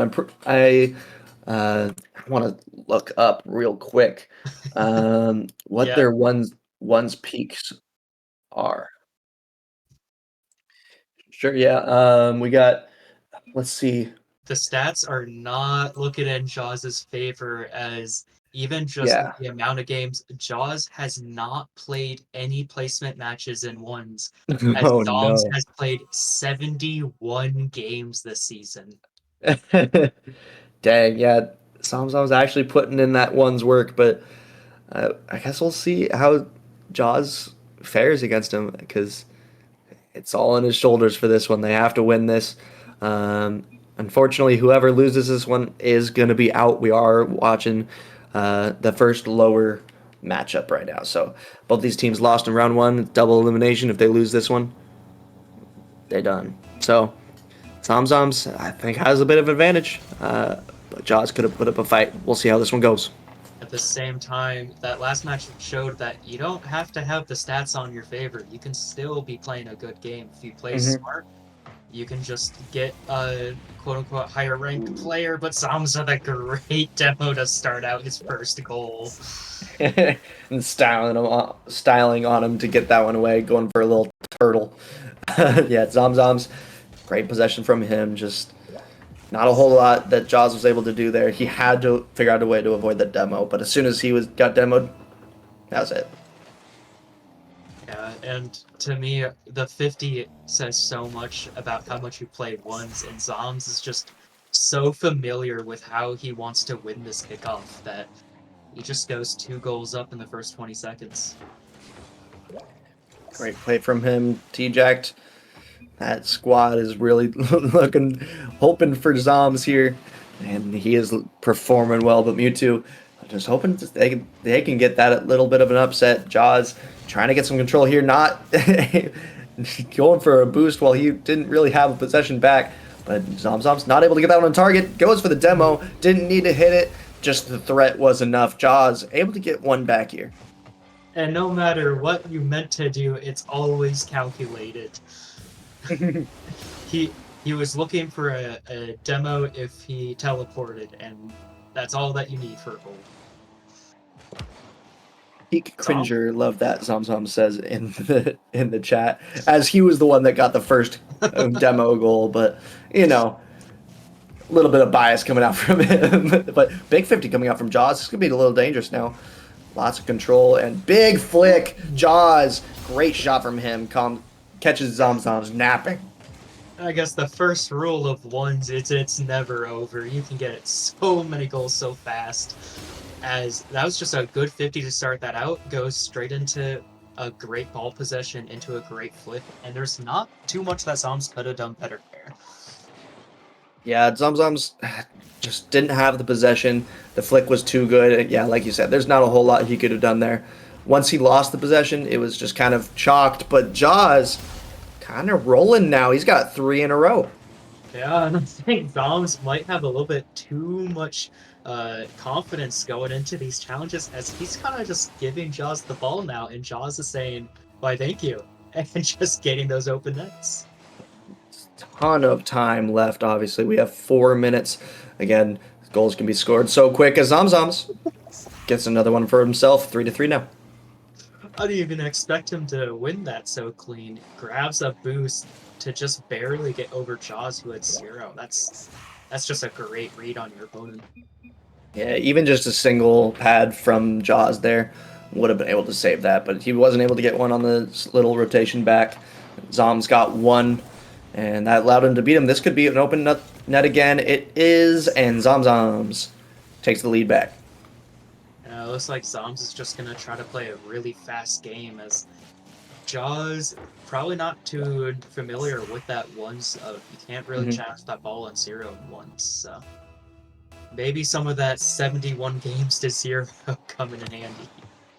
Yeah, absolutely. And I want to see a little more shadow defense coming out from these players. Not a whole lot of defense so far, and by not a whole lot of defense, I mean honestly, just about none. We have 0 saves so far, and every shot, excluding one, has gone on in the net. Zomzom's the only one having a shot, but no goal listed. But there's finally a save. Zomzom's able to play some backline defense. This could be a bit dangerous. He has a ton of possession. Great shot from him. Great save from Jaws. Able to hit it off his own post, but still a lot of possession coming out from Zoms.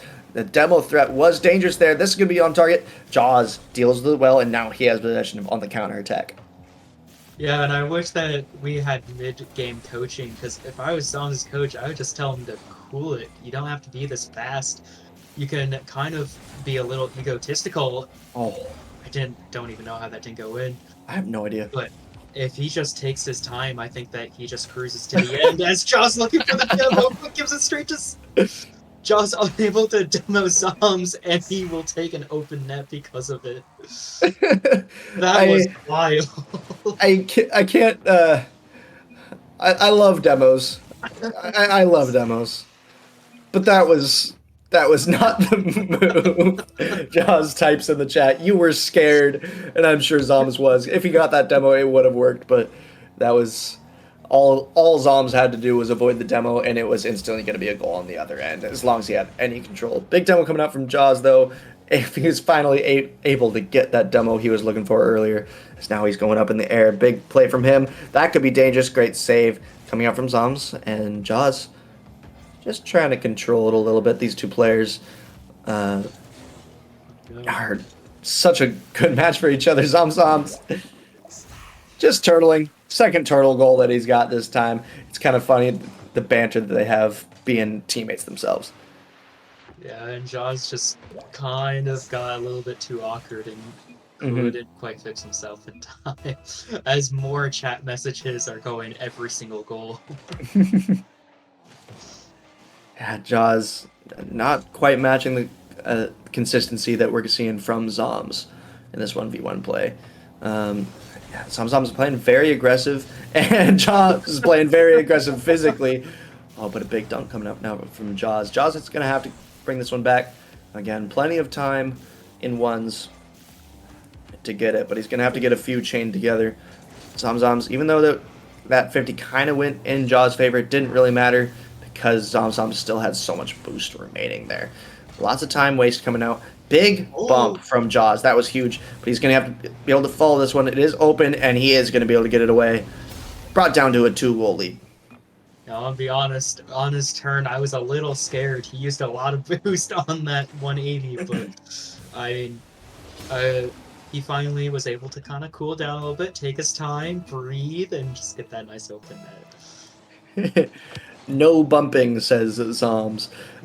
But unfortunately, that is part of the game, and people who get upset at that are silly, in my opinion. But Zom's trying to deal with this one. He is able to. Lots of boost coming out from him. This could be a bit surprising from Jaws, because he probably didn't look like he had much boost.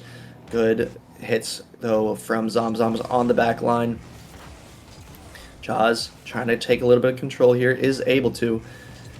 And he needs to press this one forward. Still plenty of time to do so, but he's going to have to get a goal here at some point. And this one could be a dangerous, not quite on target yet, but is able to get a double tap. We're down to a 1-goal lead. And all of a sudden, it seems like Jaws, although playing a very risky playstyle, it just kind of looks like every single thing that he goes for is working, because Zoms is all of a sudden just not respecting that he's just going to go. Yeah, just a lot of aggression coming out from Jaws, a lot of physical play coming out from him too.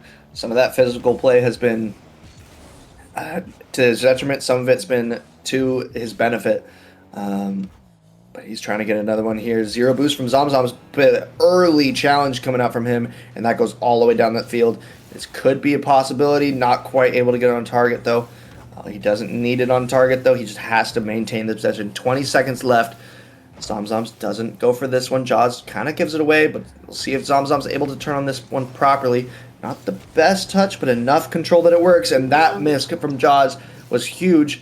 This one's going to have to be a huge counterattack from Jaws if he's going to want to take this one. And in 1 second left, he's not going to be able to keep it up because Zoms decides to drive underneath his car. Jaws goes, in the chat. And we got T-Jacked. Moving on. Yeah, and that kind of looked like what the entire ones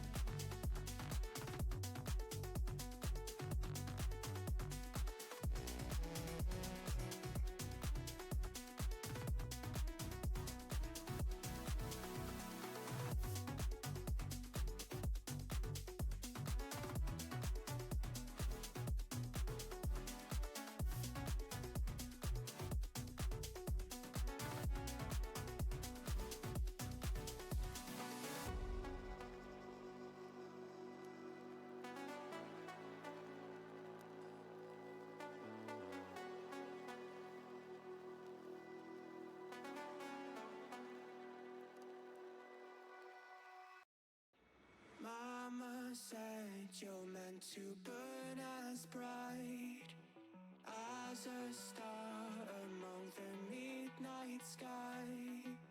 All the pressure blinded me, but now I see I'm no different from the rest. You said I'd fly away, but my walls have kept me down. Now I'm lost and I'm afraid, and I'm close to hit the ground. You said I'd fly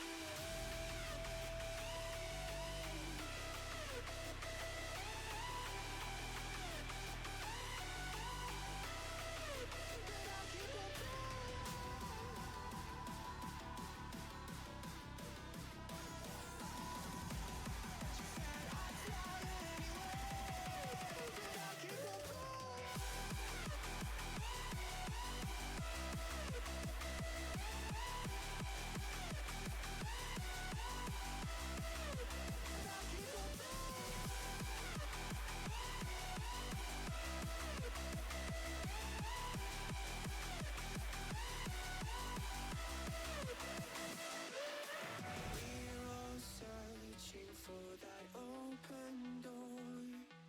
Show me proof that there is something more. I just hope I am okay with the choices I make. Maybe then I'll understand. You said I'd fly away, but my walls have kept me down. Now I'm lost and I'm afraid, and I'm close to hit the ground. You said I'd fly away.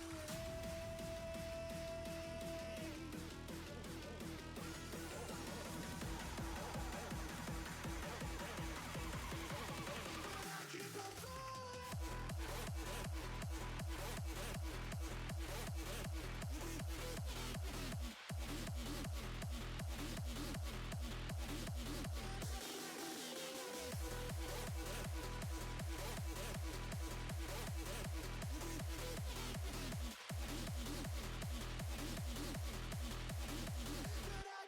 falling.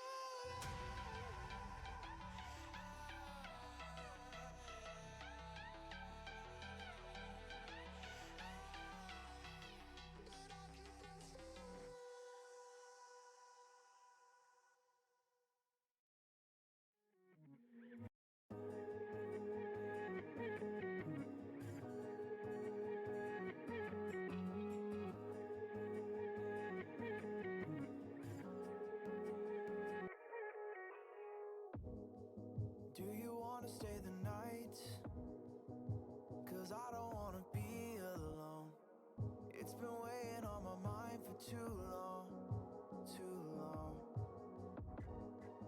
Do you wanna save a life? 'Cause I just really need someone. I've been barely holding on, and I'm still running from my demons. I'm still hiding all my secrets, and I just need someone I believe in. Will you wait for me while I'm still healing? You know what to say every time I start to slip away, and I surrender. I surrender. There's no more falling down. I've hit the ground, so I surrender.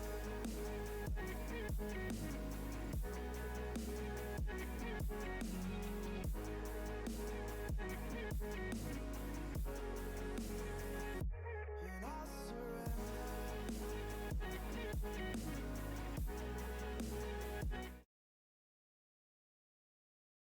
We do some Rising Star crew battles. I'm Clash, joined with AK this time in the cast, and we have an upper final matchup now with El Gato Bonito versus Unfortnite. Let me pull up those rosters real quick. On El Gato Bonito, we have Reese, Wendy, and Link. And on Fortnite, we have Busy, Straxel, and Ben Storm. Interesting for El Gato Bonito, we have two players that are on the same team. We have Windy and Link, both on the Steelhawks. We also have Busy on opposing them on the other squad, who arguably is the best ones player we got here. So, yeah, it's gonna be interesting to see how they match up. What do you think about this one, AK? I absolutely love this matchup. I will say I will try my best to be unbiased, but one of the teams is by far my favorite. Busy, Okay. as some may know, is my teammate, and I absolutely adored playing with him. He was an awesome person, and I love Benjamin Storm. He's honestly a part of the reason why I joined MCS to begin with. So That's awesome. I Yeah. hope they win. I wish I had more opportunities to interact with Ben Storm. I think I've played a few 6-mans with him, but I think that's the most I've really been able to. But from what the guy's awesome. So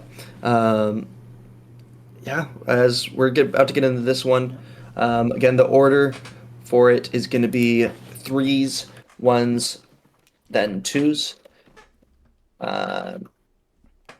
And we are ready. Sorry, just typing out to them to make sure that they are joining. So let's go. Starting off with 3s, and we are getting into this one.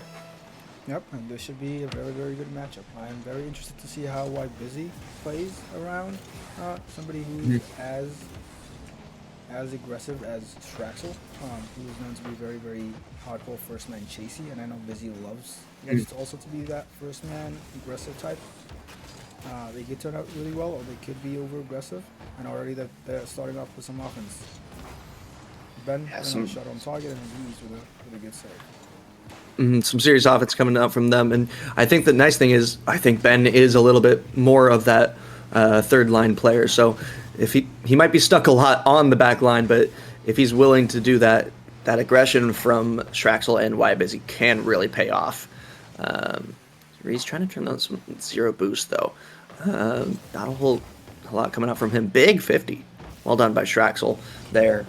So he's trying to turn this one up. But yeah, it's always interesting seeing how new teams perform, because like as we all know, that these teams were literally just drafted a little less than 2 hours ago. So they all most of them have not played with each other much, if not at all, and Link able to get the first one away from El Gato Bonito. And he's putting on like a decent shot on target, putting Ben in pressure, and just the follow-up, just team on Fortnite was just not ready for the follow-up. And very, very good positioning from Link to follow that up. And I will say that we have been talking about El Gato team on Fortnite a lot, and we haven't said much about as team on Fortnite equalized immediately off the kickoff. What happened here? It looks like just a better cheat from Straxel there. The player that was cheating wasn't quite able to get there from El Gato. And one going away from Straxel. I also want to mention, I saw a high five come out from Reese, and I'm very impressed on that last goal. So well done from them. I love me some low and high fives, but high fives are nice and rare. So I wanted to point that out real quick. Yeah, and to speak on Team El Gato Bonito a little bit, because we haven't said much about them yet. I'm very excited to see how Reese plays, because he's a player I haven't seen much of this MCS season at all. He joined the team late into the season. We didn't get to play him, and I've been hearing a lot of good things from people about him. Like he's been praised very, very highly by a lot of my friends, and I'm excited to see how he plays. And hopefully, in the ones match, we get to see him and Busy, and that should be a blockbuster. Yeah, I would love to see that matchup, but of course, there's so much strategy that comes out there. The first game being 3s allows them to kind of manipulate the 2s and 1s match. So there could be some strategy again coming out from these squads on who they select for that. Reese trying to get this one down, is able to. Big redirect come out from him. Link linking up with his teammate there as he big shot coming out from Reese. Yeah, very good hit from Link, just putting it on a place where his teammate is just hitting it towards his teammate, where he's hoping he can follow it up, and Link is just ready for it. Very good so far from El Gato Bonito. Absolutely. Wonderful name. Quick connections from a team that just formed is definitely a good sign. If you kind of have that, I don't want to say chemistry because it hasn't been built up yet, but if you're able to find those teammates without that chemistry, then you're looking good in a quick draft league, in a quick one-off little tournament. This could be a really dangerous team, and obviously both of these teams have been doing well. They both are in this upper final for a reason, and Elgato able to get a third goal here.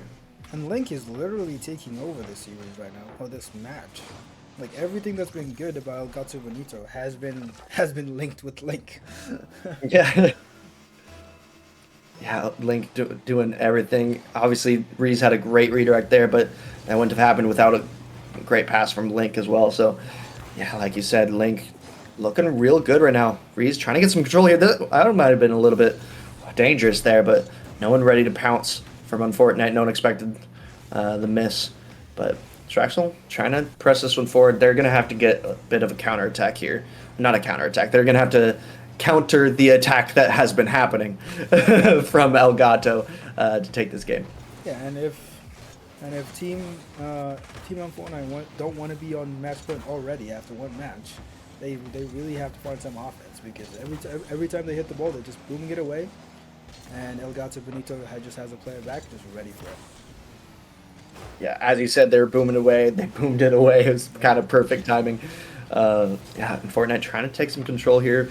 Ben has that, beats another defender, only one back, but it's Link. Again, the player that we've been praising on this Elgato Bonito team. And he's just able to do so much on the ball there. Lots of 50s, lots of possession coming up from him. Only a minute now left on the clock as Link, another huge demo, gives so much time for his team. Wendy able to get a huge beat, trying to play it back up to Wendy is Reese, not quite on target though. Link doesn't have enough boost to get to that one, and Wendy's going to try to hold on to possession. They have to counter attack though as Unfortunate. Reese able to get this one forward, trying to get a double himself, doesn't have enough boost to meet it. Wendy plays it off the backward. Link up for this one. Straxel meets him in the air. Only 30 seconds left, and they're stuck in their half as Unfortunate and Wendy trying to get this one back. And there's so much possession being commanded from Elgato Bonito, and Unfortunate are the ones that need the possession. Yeah, and in a format that's very, very the opposite of promoting team chemistry. Elgato Bonito look like they've been playing together all season for years. They really do. Like their spacing is perfect. That Ooh. Gwen gets. I mean, there is time. There is time. Just need a good kickoff, and maybe they have a chance. Yeah, there is time. There has to be a good kickoff, though, for Unfortunate. That was a great shot from Ben off the crossbar. A little bit of an overcommit from Elgato in that corner. If they just left a player back, I have to think they would have been okay.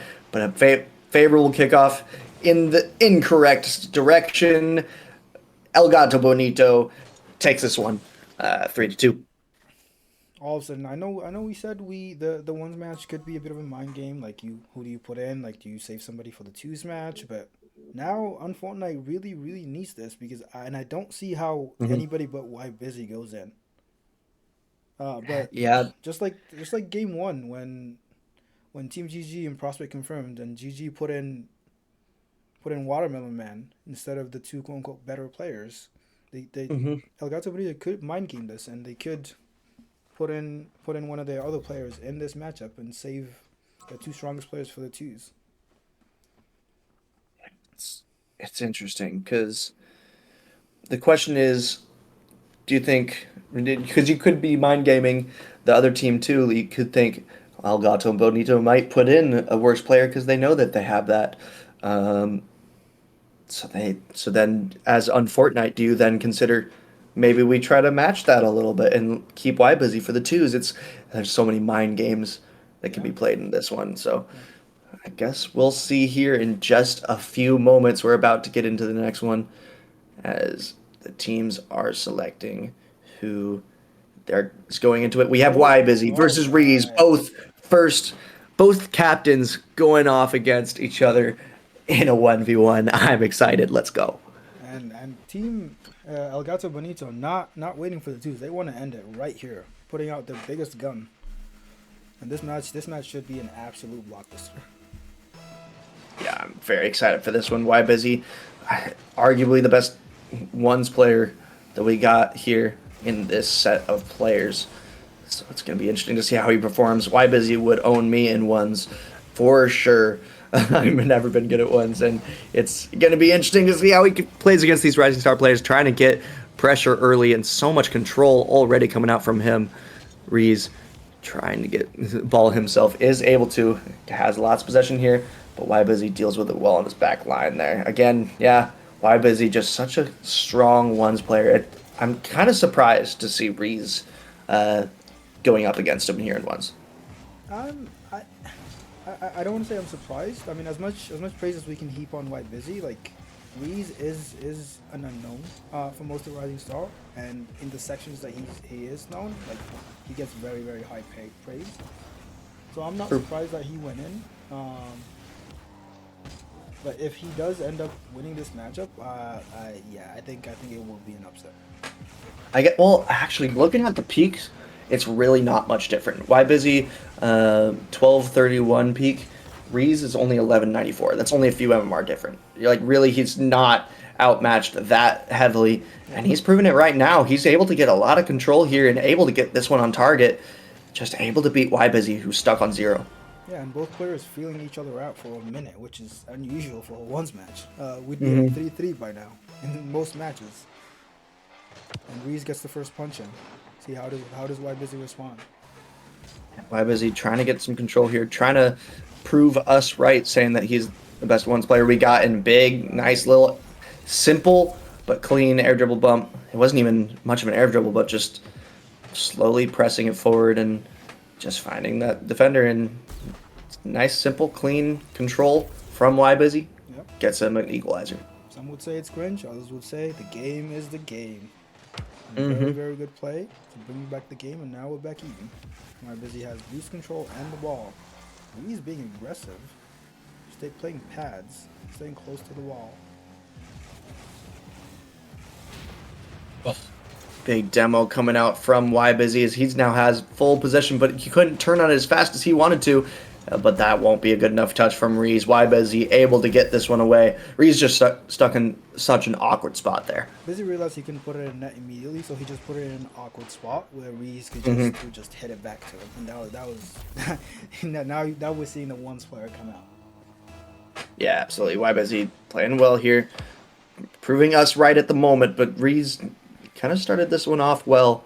I have faith that he is going to get at least a few more goals here. Reese trying to get some possession here. Why Busy stuck on 0, and Reese is able to beat him. We have a tie game.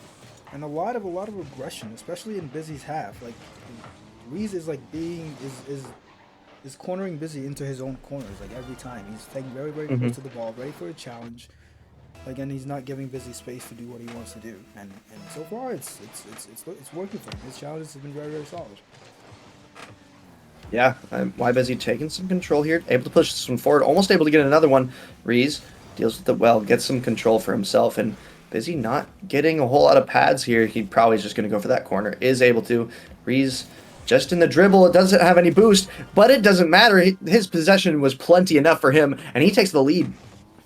And Busy just didn't expect Reese to have this much control. He probably knew he didn't have boost, so he expected to get an easy challenge, and Reese just mind-gamed him all around him. Very good close control. Very good dribbling. Yeah, well played by Reese there. Control is everything in ones. If you can maintain the ball and observe what the opponent is doing, it's all about that.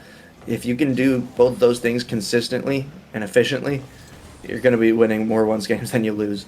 But the difficulty is doing it consistently, because any little mistake just means potentially an open net. And Why Busy, his aggression is doing wonders for him. A demo coming from him gives him an open net here.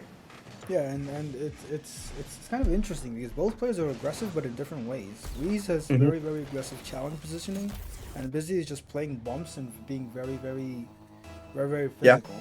And both seem to be working right now. It just which one will turn out to be stronger. Yeah, they really are. And Reese trying to do a lot in the air here. Just trying to mostly play it away from Why Busy there, I think. He's not trying to get this one target, just holding the possession. Big shot coming out from Reese, though. Dealt well with by Why Busy, and we're going to see a little more of that aggression coming from Wybusy. He tries to get a bump, but Reese avoids that one well. I've seen Reese on zero boost a lot, but he seems comfortable on zero boost. He's got a couple of goals, I think, while he's on zero boost. Wybusy, though, this could be dangerous. It is. All he had to do was beat Reese. All he had to do was push that one hard, make sure that Reese couldn't get there in time, and Wybusy takes the lead. Yeah, and then I think Reese was just expecting him to go for a reset or some type of play, and Mhm. he just fakes it and just shoots it. That's what I expected. Yeah. I mean, he saw Reese on the backboard and he just played it. Very, very, very good heads-up play from Wybusy. But yeah, Reese Mhm. has been on very low boost, and his positioning has been extremely aggressive, which is surprising. At least for me, I don't see that in ones a lot. Having said that, I am not as high ranked as these guys, so. It's really everyone's one's play style is so different. Even I'd say more so than twos or threes. Play style is such a big factor in ones, because there's so many different ways to play it. There's so many different ways to create opportunities. Unfortunately, Reese kind of lost control of his car there, and Wybusy left with an open net. Yeah. Oh, he just landed on his back and just kept going. Yeah. So it's that aggression, just playing close to the ball. That sometimes like right there, he was too close in his own corner and just made full use of the mistake, took advantage. Now with a 2-goal lead with a minute left. God, not a lot of time, but enough time for ones. Wybusy, though, trying to extend the lead as he's going for another air dribble bump. He is able to connect. That was a very clean air dribble bump. He's just stuck on the back line. What can you do? He says, "Why, man?" Frowny face in the chat. Understandable. There's not much you could do there. It's just great play from Wybusy. Reese has to get the challenge off way earlier, or Wybusy's going to do that to him every time. And I think Busy realizes that Reese is giving him a lot of respect on these high touches and not challenging, just backing off. And he's making full use of that and just threatening the touch but not making it and just getting Reese out of the way. And it's just an open net. Yeah, very smart plays coming out from Wybusy, proving to us why we think he's the top ones player that we got. Unfortunately, Wybusy leaves open net there for the taking, but he still might get this one away anyway. Great carry from him into the net there. Big lead. Not out of it yet is Reese, but a 4-goal lead is huge. Indeed, of course. And a 4-goal comeback in 30 seconds is not unheard of, but Reese needs this kickoff to go his way, which it does not, unfortunately. He does have the ball, but no boost to do with it. And just stuck on 0 boost, and yeah. I think this So it's got to be over at this point, especially with Wybusy almost getting another one. 15 seconds left. It doesn't really matter though. For the series, that just keeps Unfortnite alive. Elgato Bonito again. They got that first threes game, and it's going to come down to the twos game between these other two teammates for both teams. So we'll see how they match up. Yeah, Windy and Link against Straxel and Ben Storm. I mean, you said it earlier. Windy and Link have been teammates for what, 4 or 5 months now. So you would think so. Yeah, you would think that chemistry will be a lot more superior to that of Straxel and Ben Storm, but we'll see. Busy looks to keep padding his stats. Classic. As they do. And Ben rejoins the party. That's good, because he needs to play on this next match. But yeah, I wonder if he was just keeping warm going into training. That's kind of an interesting. And that was a very, very solid match. Like for I don't know, 3.5 minutes. Like Reese kept it close. It was very. Reese kept it real close. Yeah, and then it just got away from him, unfortunately. Reese even had the lead early on, but Wybusy just proved himself and kept such good control on the ball. And now we're going to go into that twos match. Every match so far that I've seen, it might be every match in general, I could be wrong, has gone to the full 3. Yeah. Which every match crazy. has gone the distance, which is crazy to say. Yeah, no team has won every single mode. Every single one has gone the distance.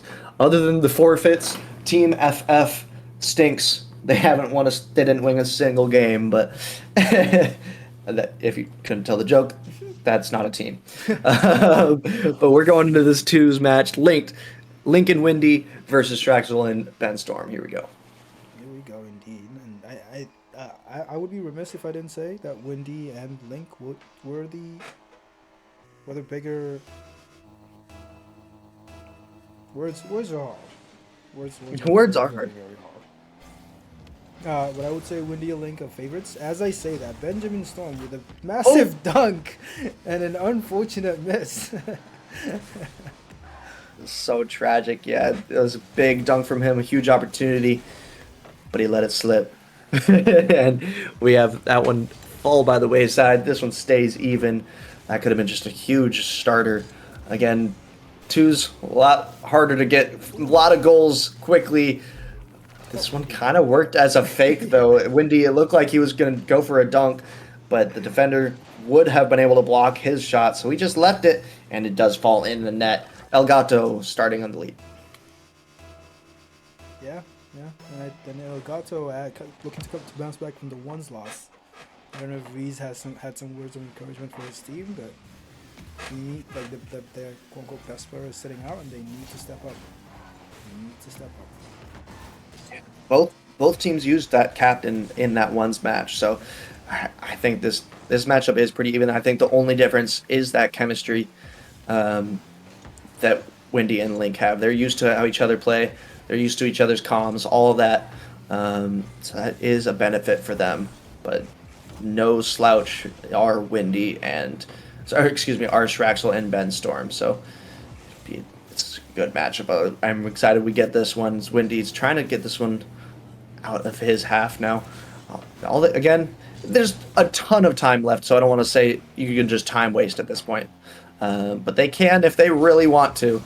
They don't need a goal to win anymore because they have that lead, but they're trying to put the pressure on. Elgato Bonito trying to get some good shots. But, a big miss coming out from Straxel. This could be an opportunity coming out.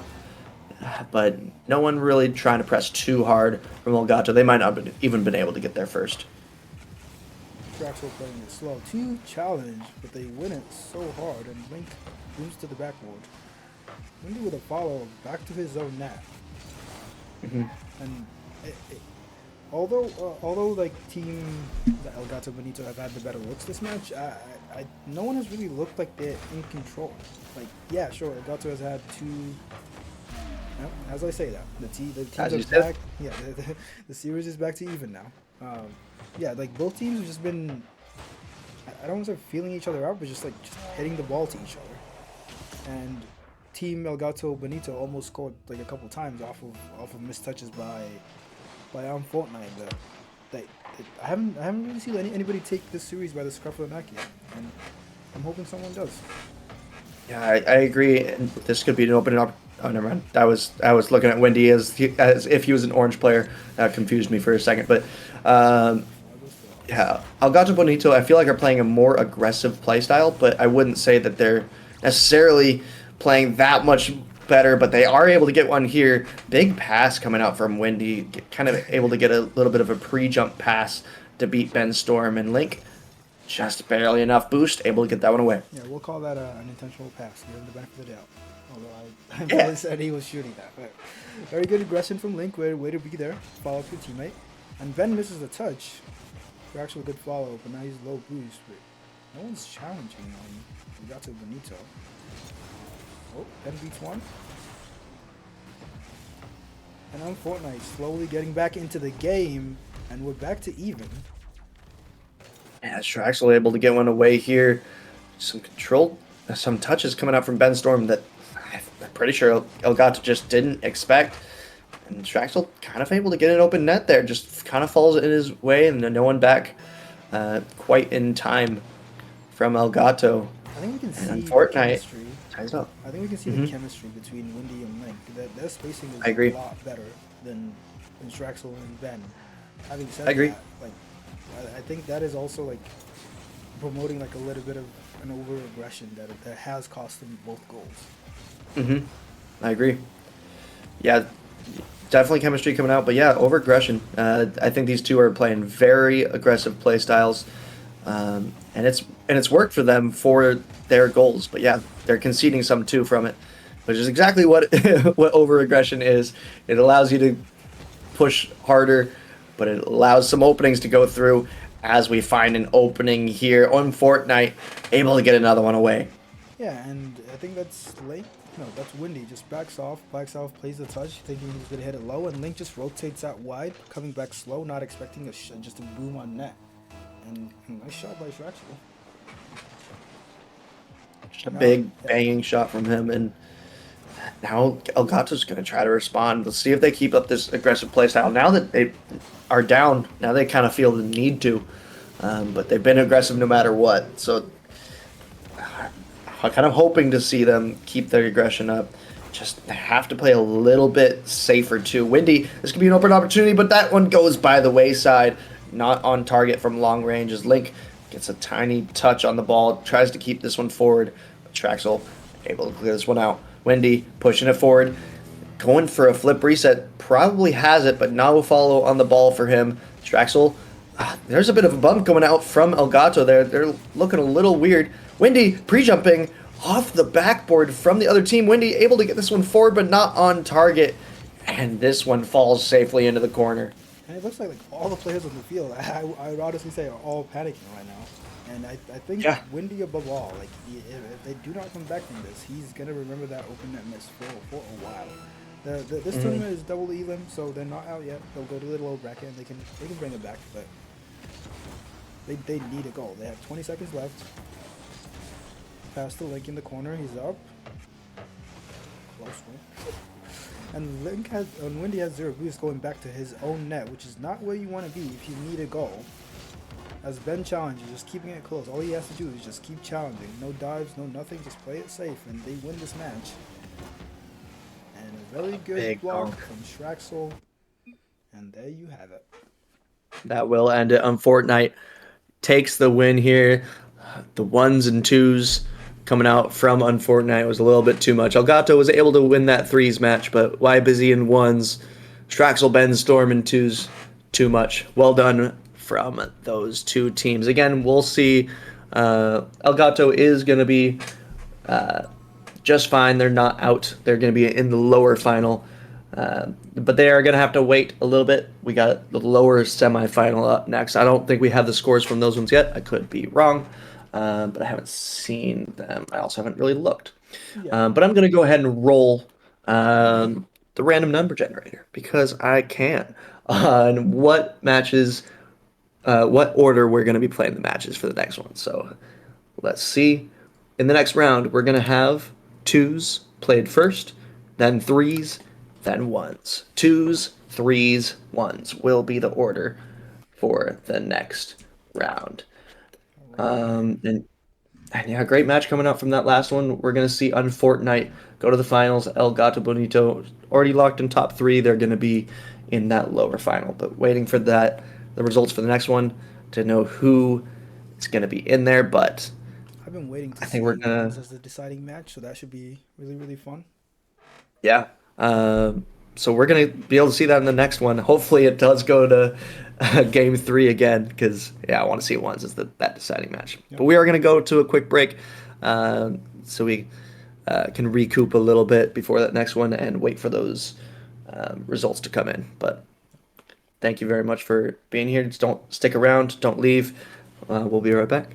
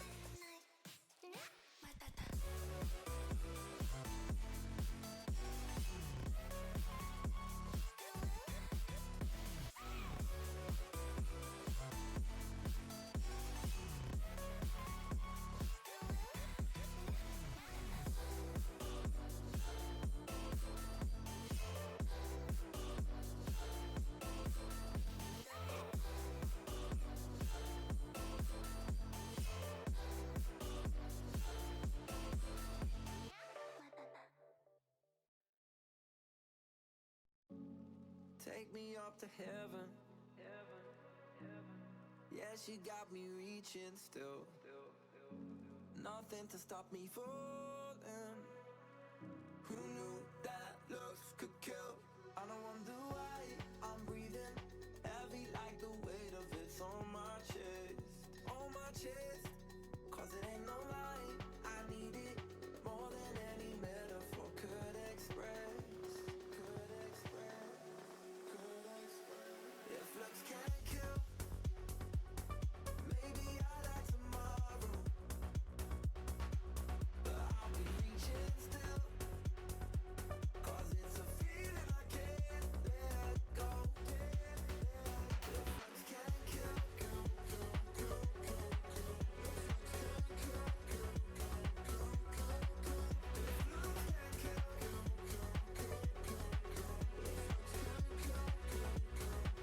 then maybe I like tomorrow. One foot on the ladder. Yeah, you know she got me climbing still. Nothing to stop me falling. Oh, who knew that looks could kill? I don't wonder why I'm breathing heavy like the weight of it's on my chest. On my chest. Cause it ain't no lie, I need it more than any metaphor could express. Could express.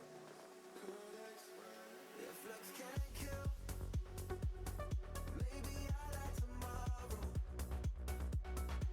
But I'll be reaching still. Cause it's a feeling I can't let go. If looks can't kill,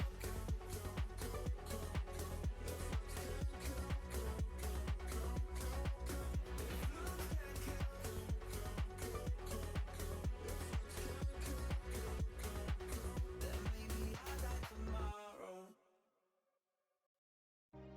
Every day, I want your touch. In every way, I can't give it up. Anything, just to feel the rush. This just ain't enough. Oh, will you be my ride or die? Oh, we can never start now. Oh, will you be my ride or die?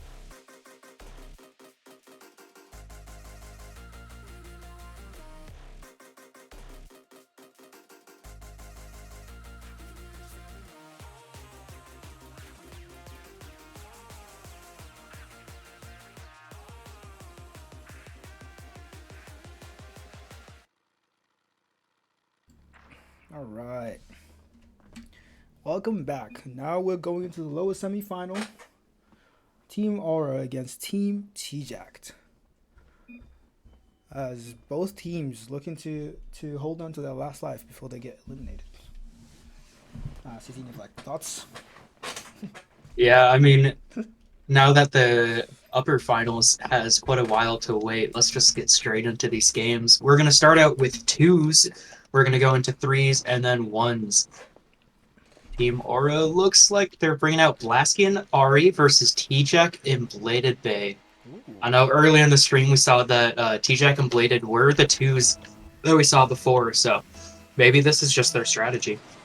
Yeah, I like the balance in these teams actually. And this will be a good matchup. Who is the thirds of the teams? Is it Firecraft and Zoms? Yeah, so that 1's matchup will once again be Zoms. Seems to be their 1's player that will play against Firecraft 22. Yeah, and I mean, if previous experiences to be considered, that should be locked in from Team Aura. Aura. Pick a name, guy. As this match early on starts with pressure from Team Aura, good beat by Ari Arts. As T-Jack is left back on defense. Player playing it slow, taking up the wall, giving T-Jack time to get a boost. Good bump from Ari, but no follow-up. As his teammate is playing... Oh, I didn't even realize. These two are teammates on the Brainerd Victory. They have been teammates since the beginning of Season 9 of the MCS season. And a nice shot by Ari. Wow. But yeah, Ari and Blasky have been teammates this time, so I think that that's probably why they're playing the 2s. They're confident in the 3s, and that's actually just a great beat out from Ari on T-Jack. Yeah, yeah. You could say Ariox has hit that exact same shot on me a few dozen times in the same match, but we don't talk about that. And a good beat from T-Jack. T-Jack almost gets it back out, And though. Bladed, Bladed easy. Nice and open by Bladed after that. And it's on Ari too. Yeah, and Bladed Bay is, in my opinion, the best follow-up third in all of Rising Star by far. He's almost always in the right place at the right time. And his speed is very, very, very underrated. And he's showing up in a good follow-up on T-Jack's good play. And all of a sudden, all of Team R's good work from the beginning of this matchup is just washed away. Yeah, I wouldn't say too much of good work. It's been an interesting 2s game. And that's all that I'm going to say with it. As Blasky actually just gets a dribble through T-Jack. Yeah, and T-Jack just sitting in the center of the net. Very, very awkward. Doesn't get out. Yeah, and Blasky literally has all the time in the world to decide what he wants to do with that ball. And I mean, I want to say that it's a little awkward because these are the first time these guys are playing with each other, but Ari and Blasky have been playing for a while, and T-Jack and Bladed kind of been playing a little bit together now, so I don't quite understand what's happening, but T-Jack with a good 50. Ari puts it straight to Bladed. T-Jack looking for that pass. Ari with a great bump on him, though. Bladed not with enough boost to put any pressure on top of that. Goes for the boost Yeah, almost the ball and stays on pressure. Ari has an open net. Bladed can't make it back. He challenges and Ari gets a good beat. And it's looking like Team Aura has the control, has the rhythm, and has the rotations on point right now in this 2's matchup. But there's a lot of time for T-Jack to figure it out. Yeah, I mean, 3 minutes is way more than plenty enough time, but the team of T-Jack needs to really kind of just get their momentum going because they have, their shots have been 2. It is 2 shots to 5 right now. And is the next one the 2s or the 1s or the 3s? We're going into 3s next. Oh, okay. I mean, looking at these rosters, I would imagine Team Ari is confident, to be honest. So I think T-Jack needs to at least bring this close to give them some confidence heading into that game, if not outright win this matchup.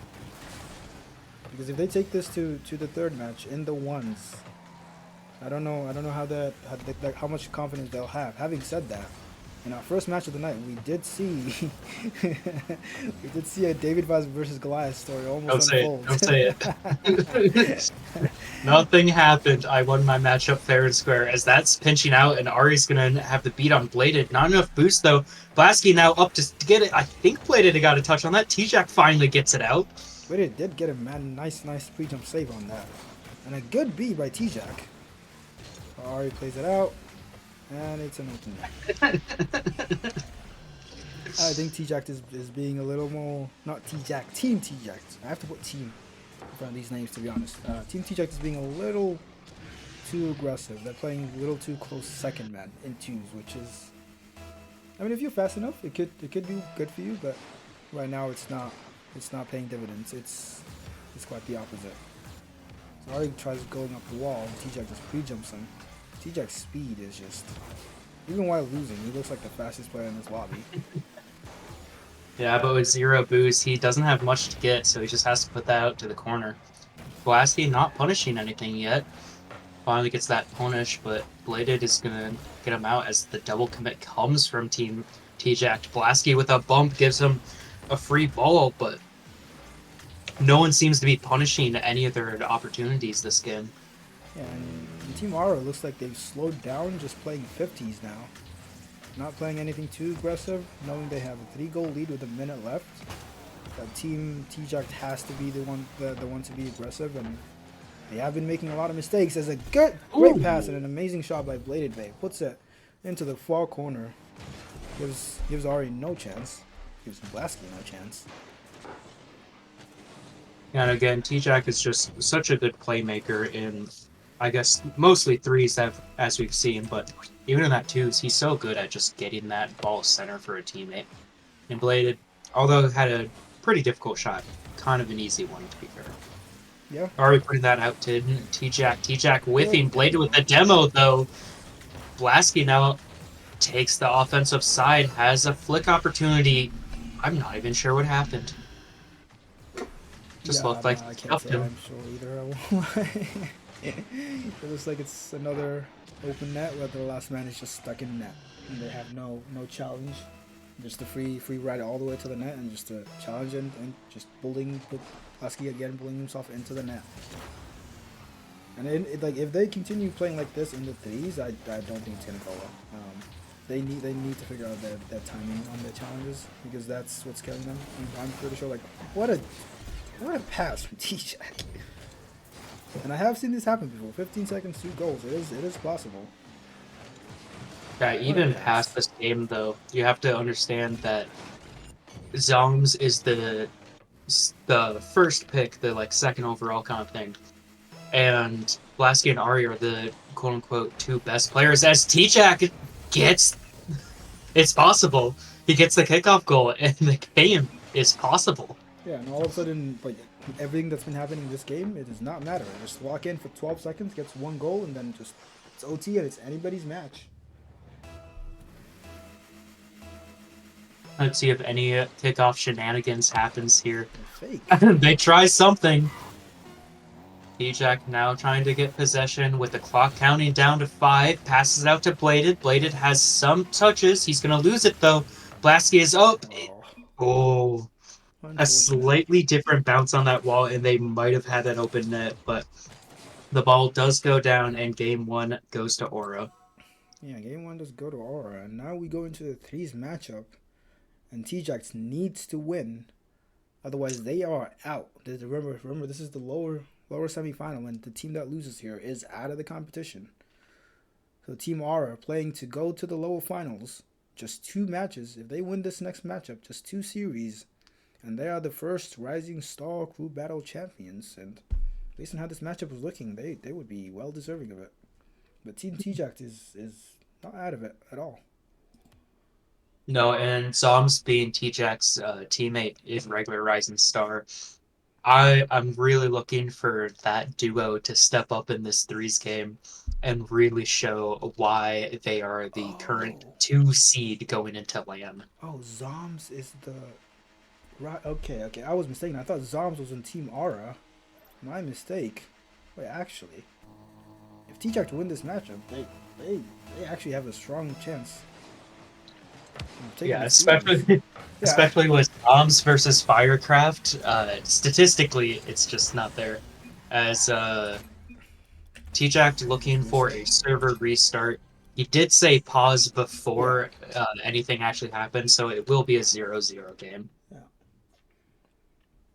I mean, we don't have admin menu anyways.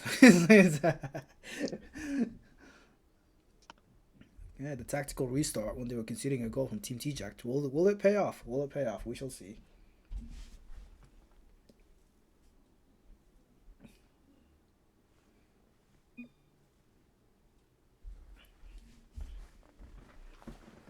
And I will throw it to us as we try and get everybody in this lobby. That's the wrong one. That's the right one. It was not EU servers. That is false information. It is US Central. Why are we lying on my name? Blaming me for losing. That is not it, buddy. Lock in.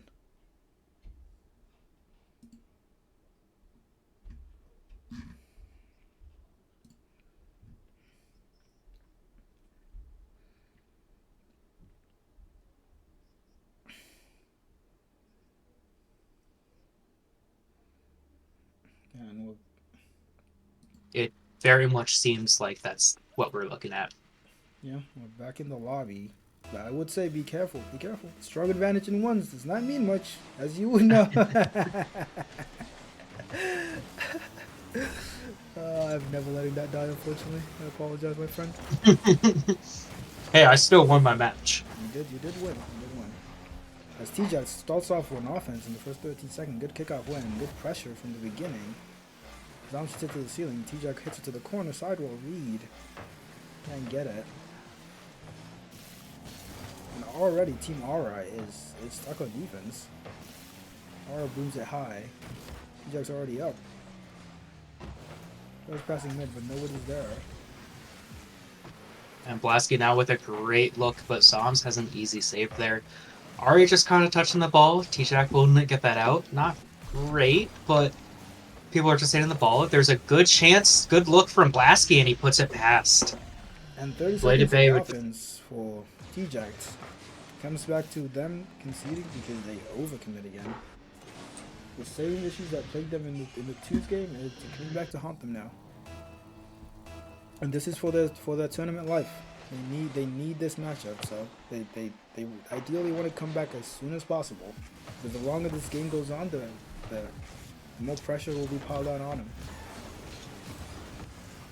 Yeah, Team Aura is really getting physical this game. Firecraft now with 0 on it, but Bladed just doesn't know that information.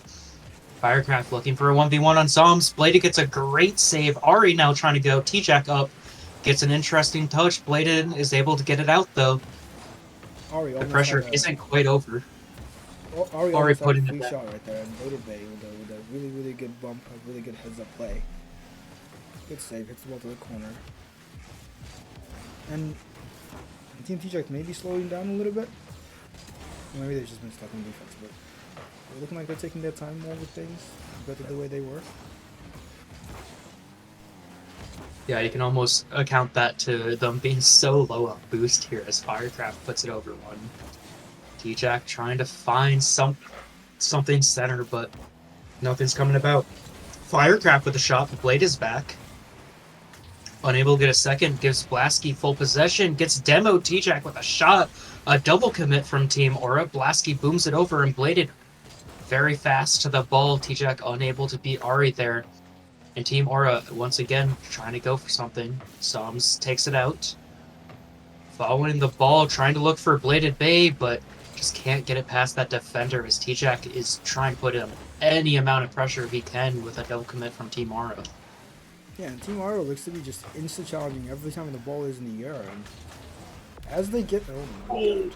That is just unfortunate. The ball just bounces mid, there's no challenger, and unfortunately Bladed Bay cannot do anything. And that's so unlucky as Bladed had about 95% of that net covered. But the 5% of post down is just, you don't cover that. That was also the first time in a while that Team T-Jack had boost and just go straight in their net. And now it's a 2-goal deficit. With half the game left. They really need a goal as soon as possible. Yeah, I mean 2 minutes is still plenty of time, but this game has not been looking in T-Jack's favor. This goes over Zoms, and Bladed Bay is playing so passive this game. Almost extremely detrimental as he's almost always that last person in net with almost no boost. There's Ari with a rough touch. T-Jack is going to put that center. Zoms being chased on the demo. Firecraft finally able to get it out to Blasky.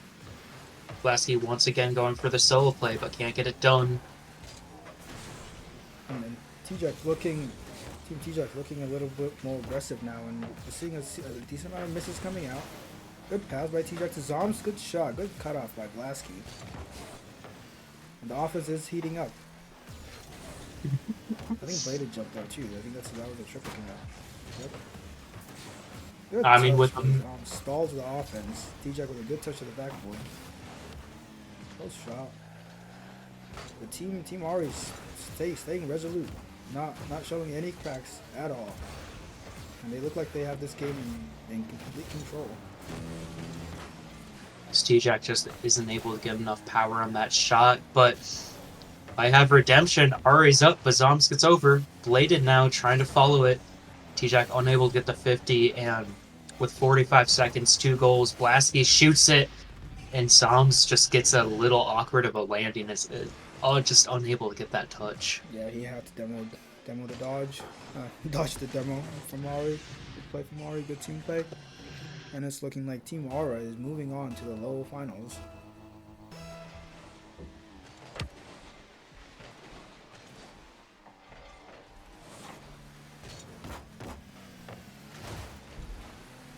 Yeah, with 35 seconds left, there's not too much you can ask for a team to do with 3 goals down. Team Aura is just kind of playing this slow now, taking their 50s where they can. Some's trying to get one by, but Ari and Blasky being teammates for a while seems to be working very much in their favor, as Ari isn't able to get that one down. But the clock will start to tick here, and in 10 seconds, that is technically their tournament life over, but we will go to this 1v1 to see what would have happened. Yeah, and F spamming whoops. F indeed. F indeed. I think this is the first time all tournament, even in the unstreamed matches, that it's been 2-0. And we've gone to the last match with nothing to play for. But it should still be fun. Yeah, looking at the bracket, every single match that has been played out today has been a 2-1. Not a single team has won in a 3-0. I will say though, like, I don't know how much we can put into that. It could just be that they won the last match. So it's like, but yeah, it's looking like that. As we head into the last matchup. Somebody not in here? Is it Firecraft and Zomzoms? It is. I almost joined the team. Only real ones know. What do only real ones know? Let's see. Alright, in the battle bus. Gotta love it. Let's stay on Firecraft for this kickoff. Let's see the let's see the battle bus tech. Ooh, decent kickoff, but he does not have the boost or the ball, and he goes all the way back to his corner. Yeah, Zom's just taking control of this game early. Yep. I mean, not to say that statistics means everything, but Zoms has been grinding the ones. And that's just good 50. Firecraft gives him the space, and he just takes his open net. Yep. Nah, it's just Firecraft giving Zoms a couple goal lead, and maybe just making him comfortable, making it interesting, you know? That's what it is. Zomzoms gets a kickoff goal.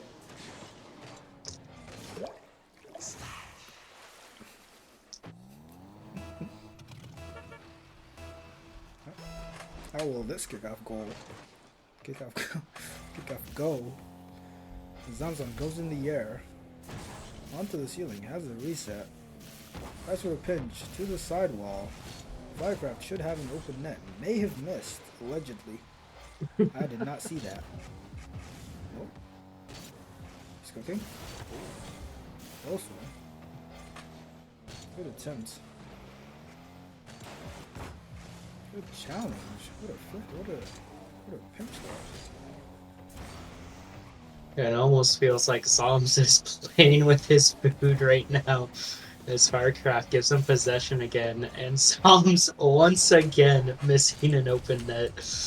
Firecraft, though, keeps on giving him possession every single play.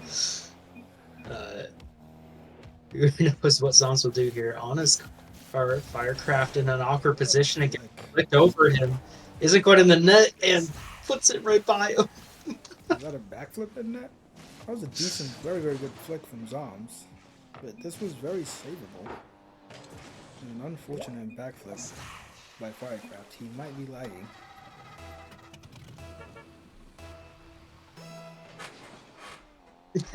Firecraft with a little fake kickoff. Right. But he's going to be 0 right off the bat now. Zoms with a missed touch. Reset. Fuck. Reset scoop. That's Firecraft going for a reset off the corner. The edge roll off the corner. Leaves the ball. He does get back to it. And he has possession. He really wants his flip reset, huh? And Zoms puts it into the net. And he's 4 goals up with 3:17 left. Yeah, I mean, I never want to chalk anything up when it's so early in the match, especially in ones, but Zoms is just so commanding in this one's matchup that this is probably a 2-1 series here. Nah, I've seen it. It is possible. Only 5 goals. Zoms puts in another one, though. 5-0. He missed the turnover goal, so does it really matter, though? Does it really count? I mean, yeah.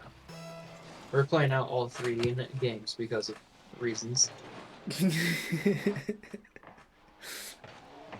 Zom's looking for an interesting Mustyism, or not, Doomsy. Wait, I can't think of mechanics, but Zom's once again with ball possession, what it's been like for about 90% of this game. Firecraft trying to get off a shot, but it gives Zoms another open net.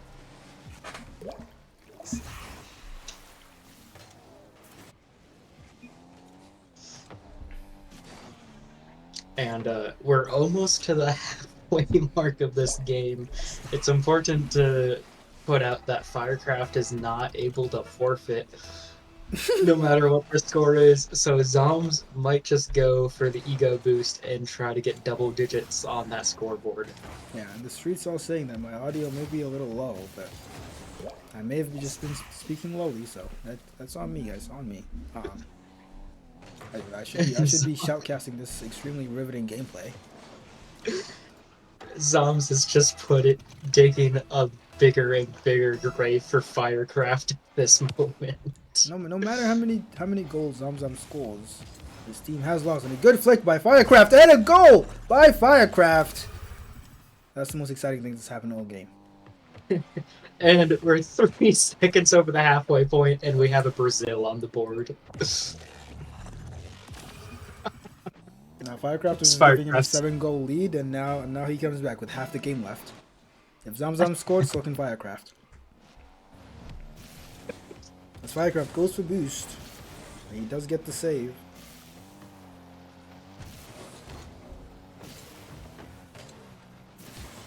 Yeah, Zoms just has too much ability on the ball. I don't know what Firecraft was doing there, but Zoms just got free possession. And I mean, that's kind of a trivial open net. Got a little funky in there, but pretty trivial. You know? So you win some, you lose some.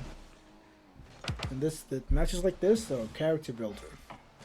Who knows? In the next Rising Star Crew battles, that's coming soon. TM. Oh no! They may get a rematch. Firecraft will bring it back. I believe in him. I love the optimism, but 8 goals in 2 minutes, even in ones, is a little bit much to ask for Firecraft, who has only put on 1 goal with 1 shot. Yeah, but you never know. You gotta you do know, but Firecraft doing some circles in his defense. Zoms once again shooting on an open net and gets double digits on that board now. So we're stat farming now. That's what we're doing. Yes.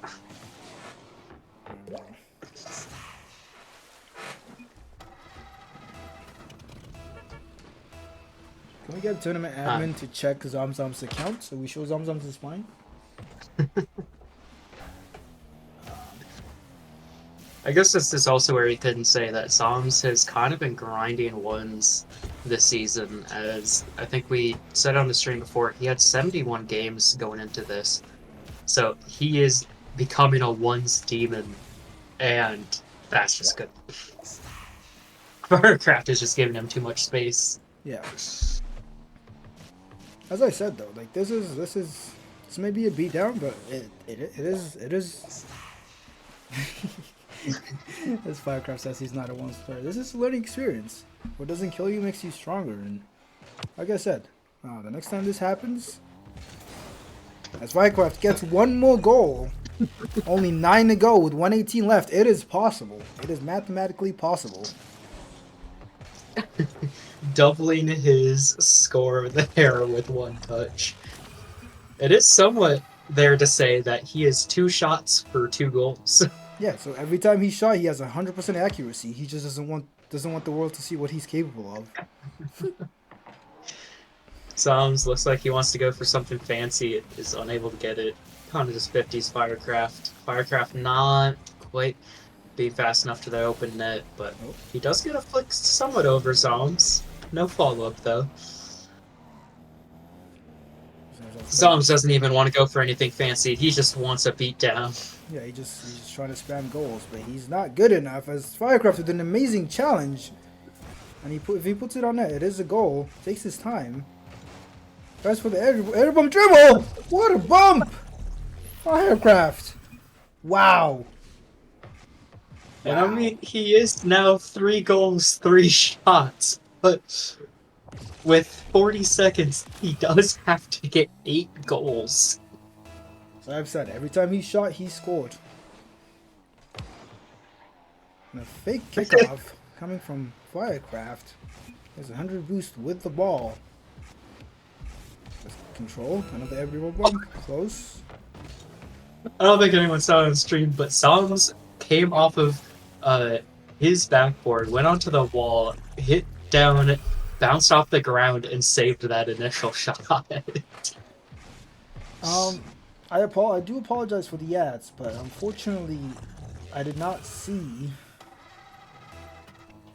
I was focused on this amazing gameplay, so I could not skip it. Unfortunately, so you gotta spend the next 2 minutes in ads. But hey, you're not gonna get ads in the low finals or the grand finals, so W. Yeah, now Firecraft just knows it's over. He can't quite forfeit, but this game will likely end as a 4-11 game. Never mind, it's going to be 4-12. Alright.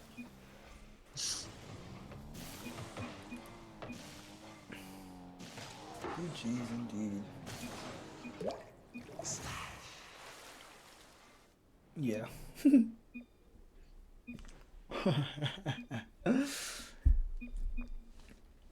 And Team Aura takes the lowest semifinal as T-Jack goes home with the ones match. They didn't go home empty-handed, and they have an early end to their night. Do you want to run the randomization of the match for this next one? Sure, should I be doing it? I have it already. Alright. Joining me on the cast for just a second, real quick. It's gonna be 3s, then 2s, then 1s. So once again, we're ending with 1s. 3s, 2s, 1s. Alright. And before we cut to break, I am gonna cut to the bracket, which we have not seen for a while. Now does not exist.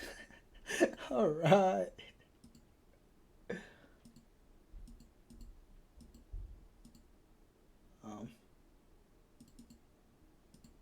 Apologize for the technical issues. It should be fixed in 3, 2. Oh no. I didn't want to see the bracket anyway. We the next match is the lower finals, and it will be Team Aura against El Gato Bonito. And we will be back after this short break. Anything to add, Mr. CT Nevlak? All right. It does take me a while to transition, unfortunately.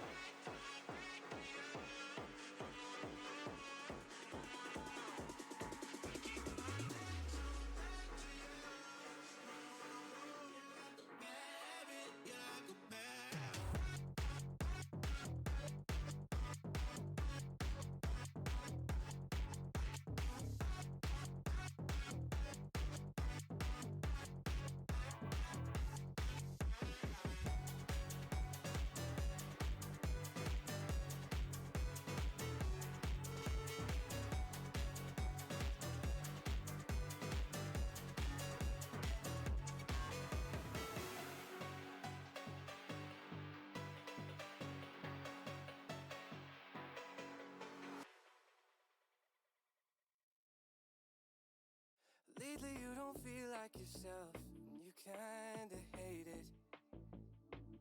You suppress all of the thoughts in your head and say it's complicated. You hide your pain, but I can see it etched on your face. I know the feeling, swear you're okay, but you're barely breathing. Don't you walk away. 'Cause I feel you getting lost, I feel you trailing off.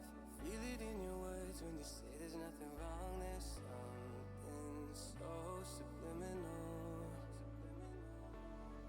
about the way that your hands shake whenever you talk.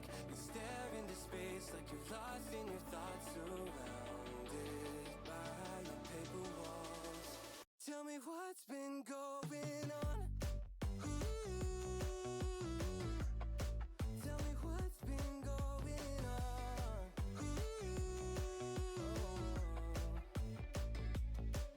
I was so caught up thinking about myself, never took time to listen. Couldn't see that you were going through hell, now you're cold and distant. You say you're fine, but your heart is bleeding. Feed me those lines, but they lost the meaning.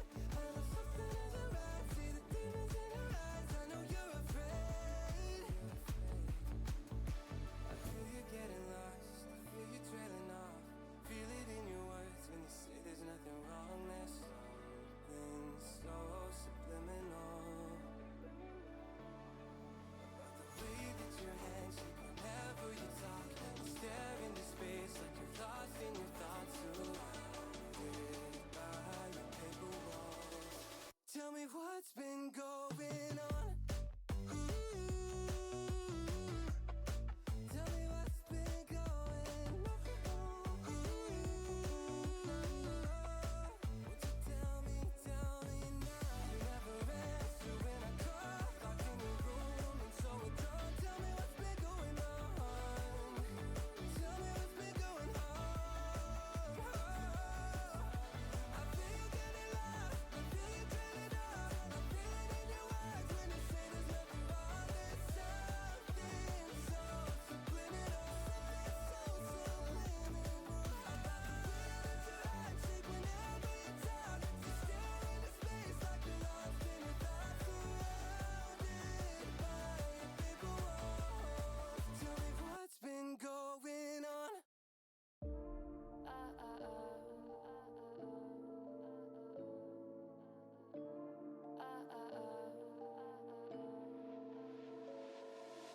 Don't you think we could be different if we could just take it slow, let it go, roll down all the windows, feel the wind rush the blue, hear the music, take the groove. Don't you know all I'll ever really wanna be is a connected high, you and I, pinnacle, climactic vibe. Show me yours, I'll show you mine. You don't have to pretend we're shy. Let's forget the 9 to 5. I just wanna feel alive. Take it slow, let it go, roll down all the windows.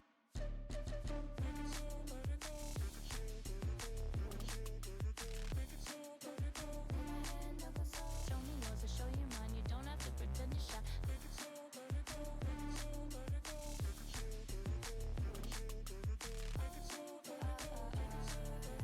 Take it slow, let it go. Let's take a trip to uptown. Don't you wish we could be out of sight, out of mind? Take my hand, don't go slow. I'm chasing the afterglow. Dance with me while the beat finally got some clarity. Don't you know all I'll ever really wanna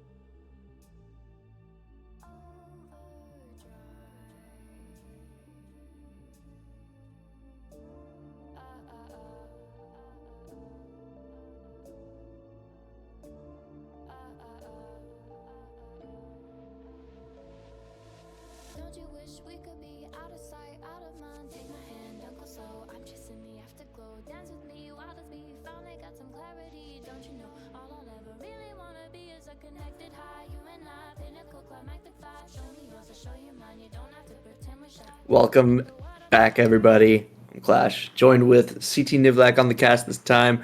And we got a semifinal matchup where these teams are ready to join. They're spamming their joins.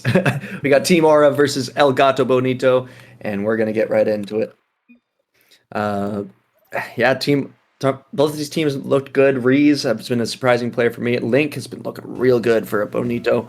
And then Ari and Blasky, that duo did very well in the last series. I wasn't able to cast that one. Just needed a quick voice break for that one. But yeah, they looked really good in that twos match. What are you thinking for this one, CT? Yeah, I mean, Ari and Blasky have been playing great together, but I think that Reese, Link, and Windy are all extremely solid players, so I honestly believe that they have the advantage going into this. But as I say, that Team Aura, I don't know how to say what they wanted, has just been putting out so much aggression on this threes game. Yeah, I think if it was threes the whole time, I think I would agree with you. I think that would be, or you said which team are you favoring? I'm favoring El Gato Bonito right now. Okay, I think I'm agreeing. I think I agree, just because I think Reese, we saw his potential for ones when he played Busy. Unfortunately, he didn't quite win that one. Aura getting the first goal here. Well done, Firecraft, finding a gap there. But yeah, I think I like Reese's ones play style here, and I think the duo of Linked and Windy is very solid. I think if for threes though, I think I'm gonna favor Team Aura here, which luckily for me, I have a little bit of I can cheat a little bit because they've already scored one, but I do think Aura has the threes advantage. And it looked like they were trying to. Oh god, Blasky with an open net isn't on blue. Get it, and it goes back to Firecraft now. Firecraft put it on a shot. Now Reese awkward. It seems like everything on the Orange's net is just extremely awkward. As Blasky just puts it in. What a great shot from Blasky. I don't think anyone in the lobby thought he was getting back to this. He kind of popped it a little weird, but a double commit from El Gato, and he was just able to get it one more little touch above them, and Blasky able to extend the lead. Yeah, and I don't understand quite what El Gato is going for, but oh god, as a whiff comes out there, they really got to put on the gas when they go into offense because they're just immediately going back on defense. And I mean, it shows with 0 shots on the board from them. Yeah, so much offense already coming out from Team Aura. It's 9 shots, as you said, to 0.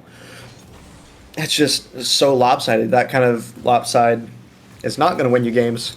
Team Aura looking so good. They're trying to get more shots on target. They are getting more shots on target, but there are some saves coming out from El Gato, but they have to figure out a way to get some offense for themselves right now. As Firecraft gets a great pass center, Ari puts it on, not on target, just barely off.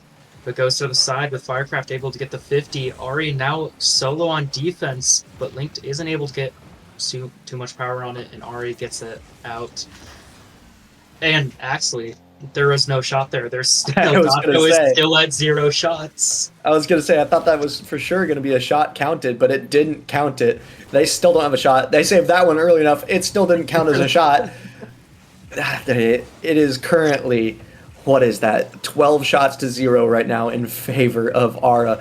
And we're still, I think, both favoring El Gato Bonito in the series just because of their 2s and 1s prowess, but it is dominant right now for Team Aura in this threes matchup. And no matter what, you gotta have a nice ego boost from this one, as Ari unable to get that open net, but Reese now in the counterattack. Link has the chance for the demo, but doesn't go for it. Link able to get it back center. Reese now taking it, trying to get something, but his teammate almost lands for the shot, but still 0 shots. Yeah, it's kind of crazy what's going on right now. I feel like I think what's going to make or break this series. Well, that's a good, nice little finish from Ari. Too much pressure coming out from Team Aura. right now. I think what's going to make or break this series is the twos match, because I think ones. Sorry to Firecraft. If they keep the same, people playing, I think it will be Reese over Firecraft in that one. So if they keep the same duo, the Link and Windy duo has to outperform Blasky and Ari, and that's going to be a really tough one. No matter what, it's two teammates that are matching up. So. Yeah, it's chemistry versus chemistry in that twos match, and it's just down to who performs better. I mean, in your opinion, if you're Team Aura right now, are you gonna send in your two best players for twos? As it might be a game as one goes in, but do you send in your two best players for twos, or do you save it for ones? What are you trying to win here? I think you send it in for twos. I think they have a better playstyle for twos. I don't know how much Ari plays ones. I don't know how much Blasky plays ones. But I think Elgato Bonito will send Reese in for the ones match. And at that point, if you lose the twos match, then I don't know if any of them would beat Reese at ones. So yes, I think you do send in the best players you got if you are Team Aura. I think you do send in that Blasky Ari duo, which is very dangerous. I mentioned that I think it was going to be favoring Elgato in that twos, but looking at it again, I think it's going to be a really close match. Blasky Ari is a nasty duo. Fair enough. And yeah, as we were talking, it's now 4-1 with 25 seconds left. Anything's possible, but we will likely be seeing Team Aura picking up their first point in this series. Yeah, first one, and then the second match that is going to be played is going to be that twos. So we're going to very quickly see how that one happens, and we'll see if either team decides to surprise us with what they put out. What you asked me what I thought the roster should be, or who they should put out there. Are you thinking anything different? Do you think Aura should put someone else in for ones or twos? Yeah, I think Ari is very, very confident in his ones play style, so I think that he's going to be taking the ones. But if you're Elgato, I'm not entirely sure who you send out. Yeah, I mean, I think Ari is pretty good at ones. I think Reese might have him a little outmatched though in ones. I think he'd try to win it here as Aura in the twos match. So yeah, Ari, I don't know. I think I would put Ari Blasky in this twos and rely on winning that one. It's a risky one because I don't know if Reese goes in on this twos match. It'll be interesting to see what Elgato Bonito does too, because they're in a must-win scenario. They have to win. Mm-hmm. So yeah, Reese, I feel like is the best ones player, but they might choose to try to hold off on that. So we're gonna hold off on the next match for a second. We need to work on a couple things on the back end, but this twos spot, it's gonna be very interesting to see who we have. Looks like we do have everybody in their VCs now.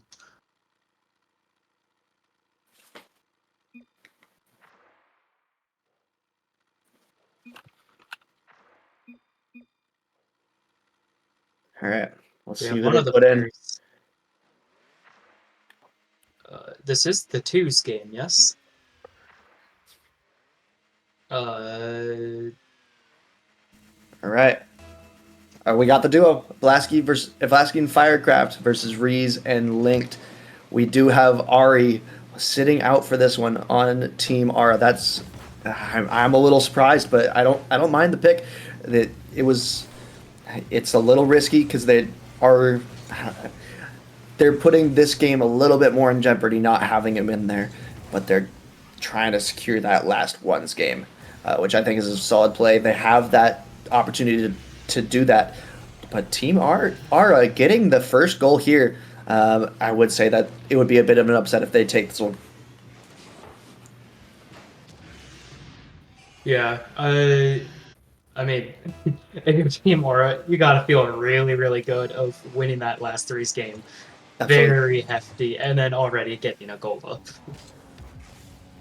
Yeah, I think Team Aura is absolutely playing to the format right now, realizing that the advantage that they got with that and utilizing it. Elgato Bonito was kind of forced to play this one as a must win because it is a must win. So they have Reese going in here with Linked, which is I believe both the first and well, obviously the captain, and I believe it was the first pick that they had.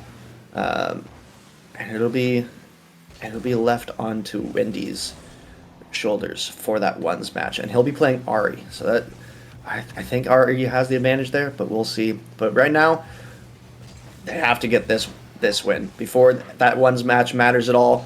Elgato Bonito has to get this one, and they're down the hole right now. They have a lot of time left, but they have to come back.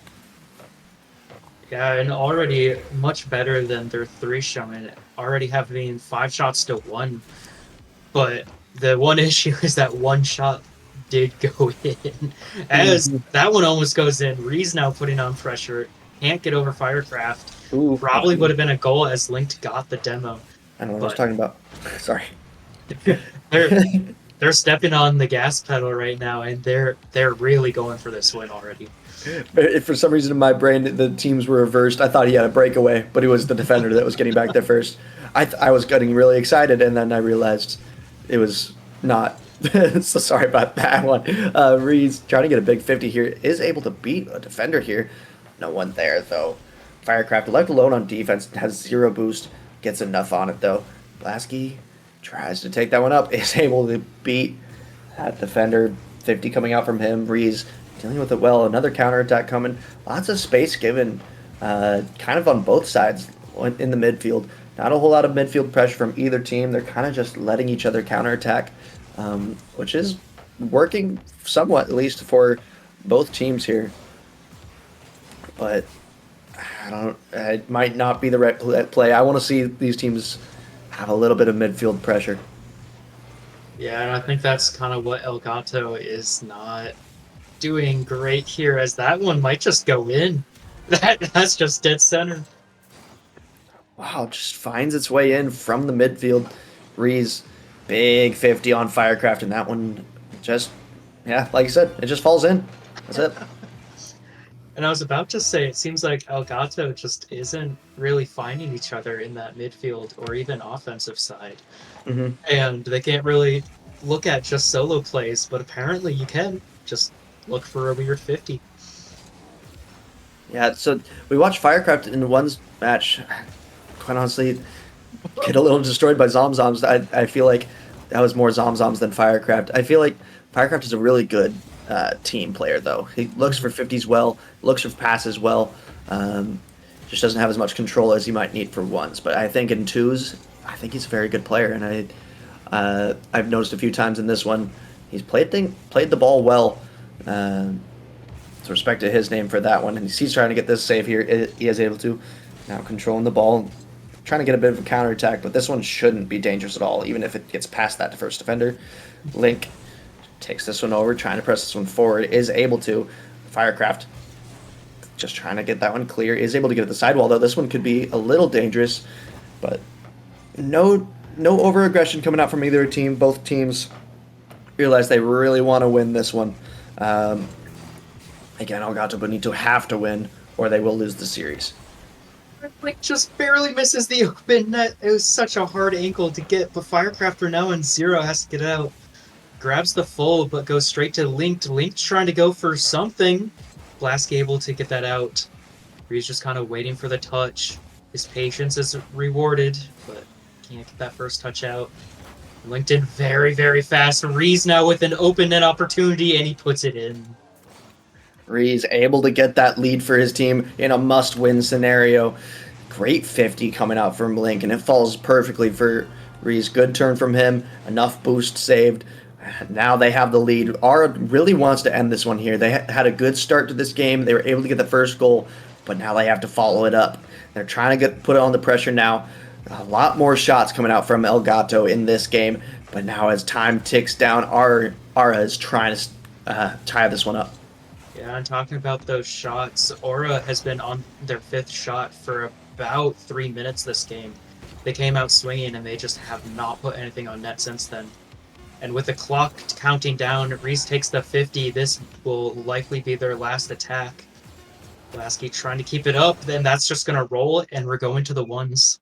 We are going to go to the ones matchup. We're going to have Windy versus Ari for the series for a chance in the grand final. Again, it's all best of 3 until that grand final. So it's all down to this one for this series.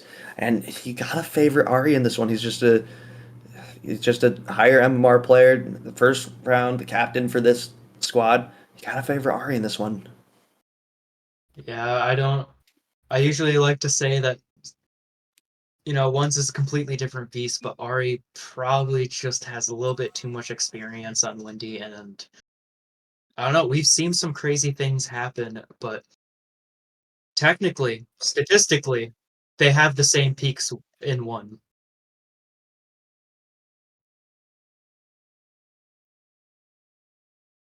I don't think they were waiting for people to join. I think they were deciding things. I could be wrong.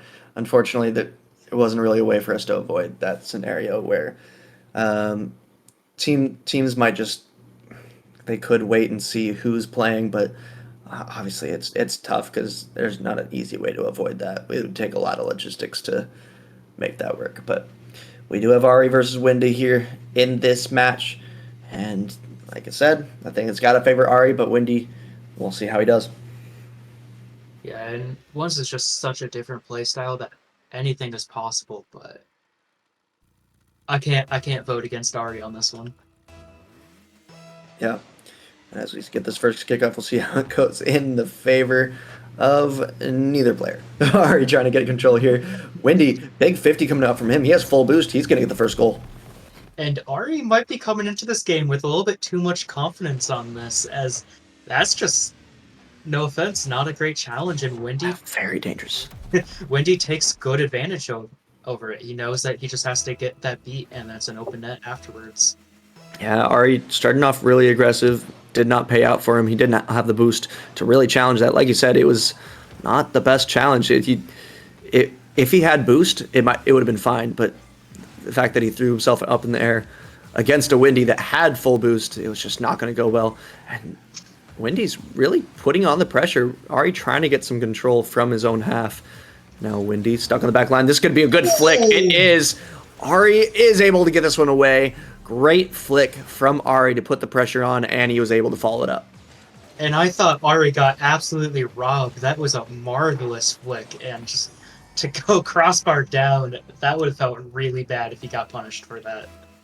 Yeah, absolutely. Windy trying to shadow as well as he can, but against a flick like that, it's going to be so hard to defend. This could be a kickoff chance for Windy, though. Not able to get it past Ari. Was able to get it on target, but Ari fast enough back that he was able to cut off at least most of the net.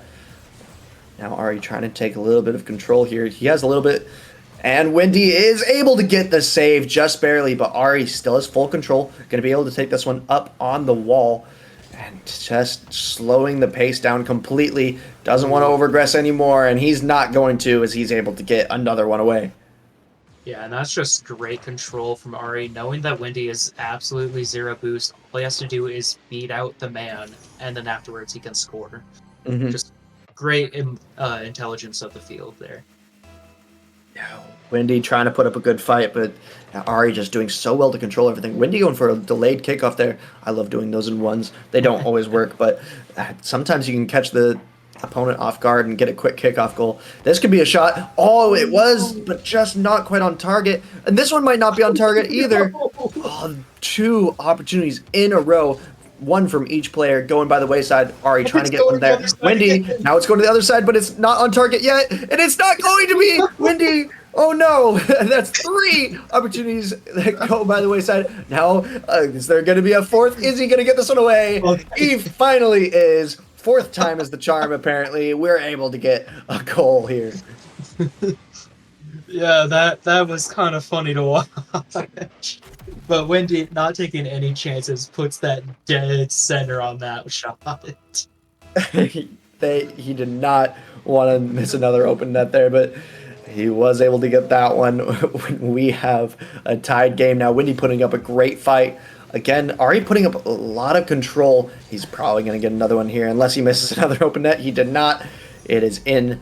And Ari taking the lead. Ari taking a lot of control on the ball.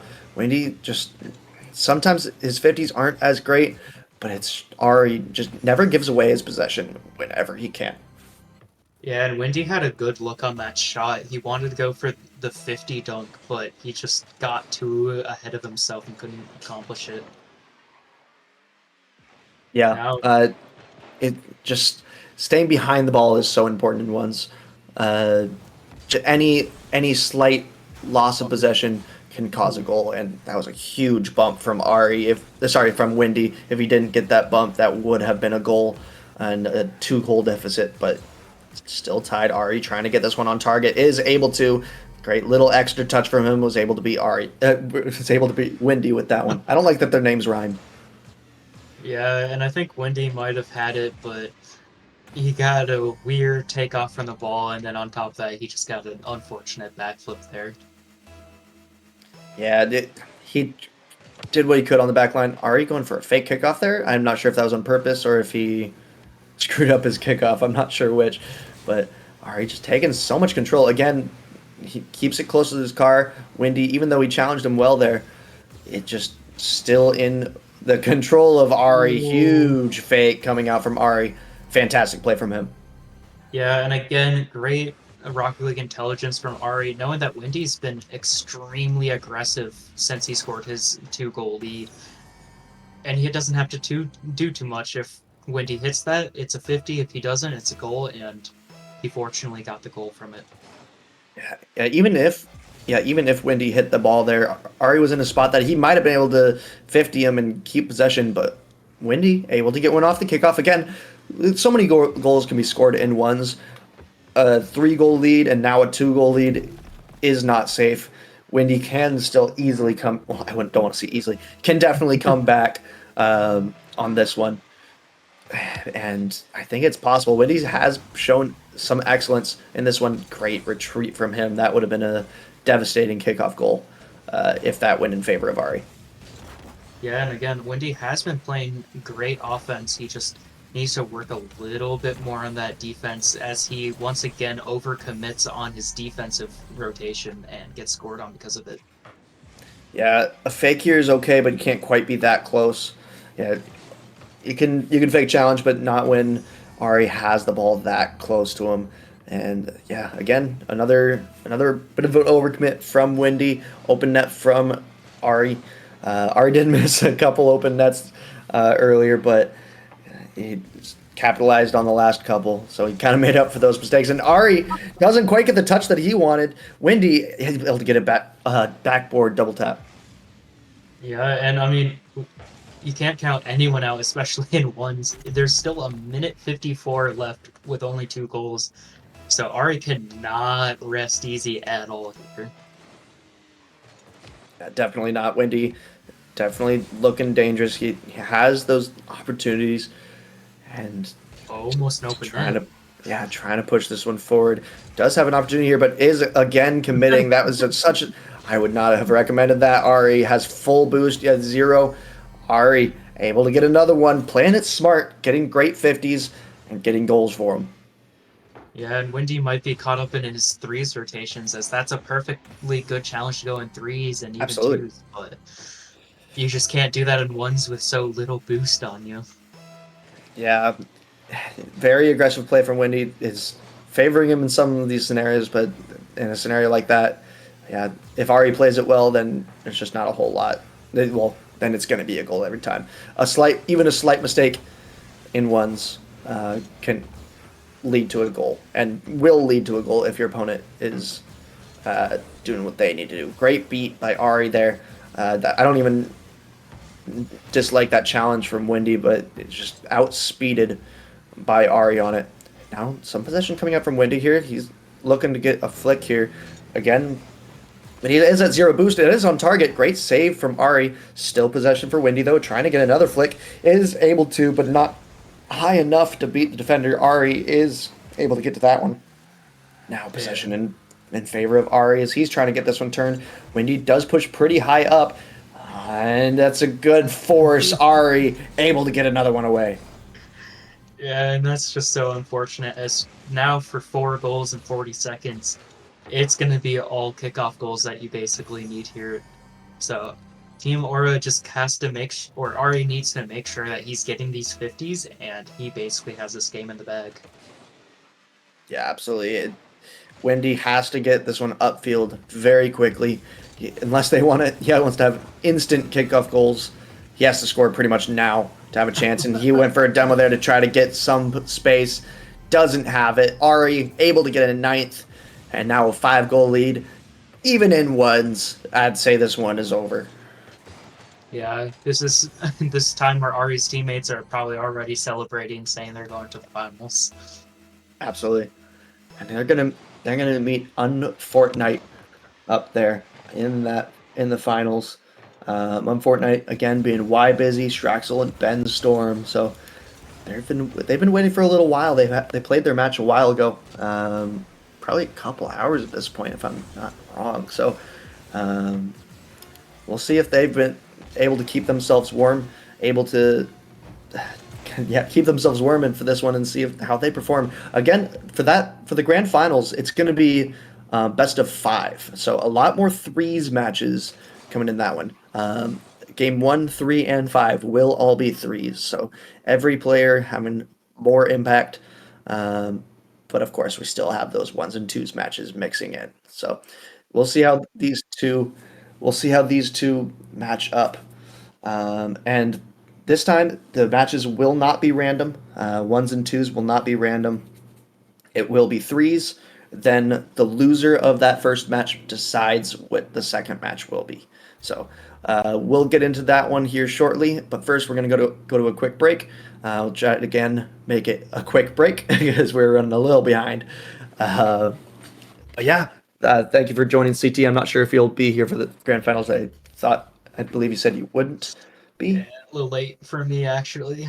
All good, but I'll be joined by AK on the cast here for the grand finals. Thank you for joining, CT. And yeah, go to a quick break here.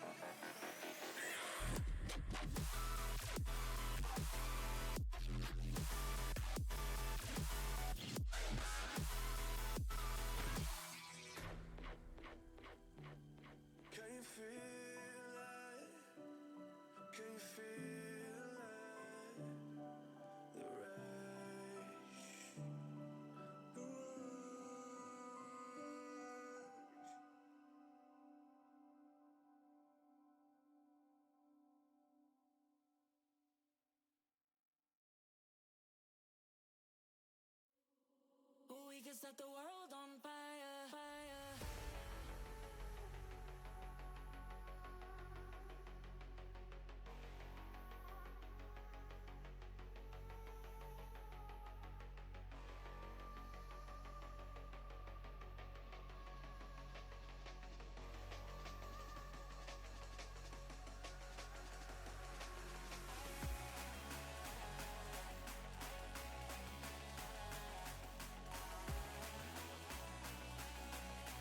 Set the world on fire, fire.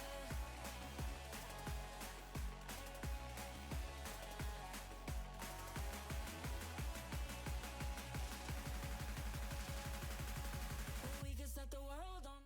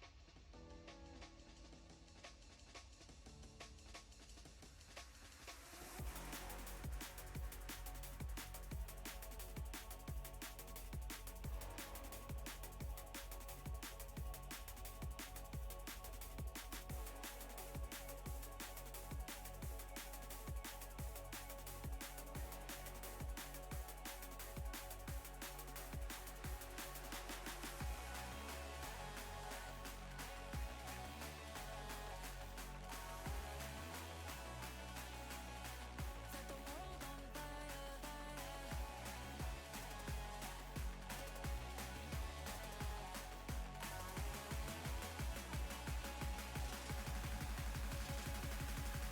We can set the world on fire.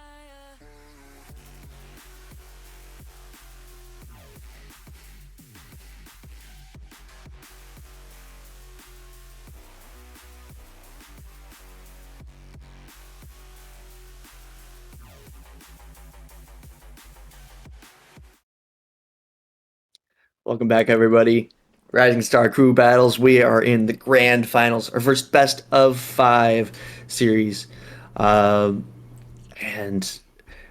we have a slightly different format for this one because it's best of 5.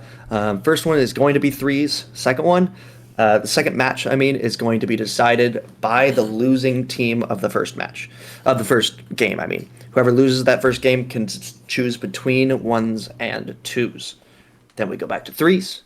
Then we go whichever ones or twos we didn't play already, and then back to threes. So threes is much more important in this grand final, but want to make sure that we have a best of 5 in this grand final, and that's the best way to do it that we have found in this format. So we're about to get right into it, and we're about to send the teams on their way. We have Team Aura versus Unfortnite. It's been a while since we've been able to see Unfortnite because they made it through in the winners. I'm joined by AK in the stream. What do you think about these two teams, AK? I think these two teams are very, very evenly matched. I think Team Unfortnite having to wait like about an hour since their last match, it could be a bit cold. Team Aura just played 5 minutes ago. They looked good in that matchup. Ari was looking really, really good in the one, really, really solid with the ones.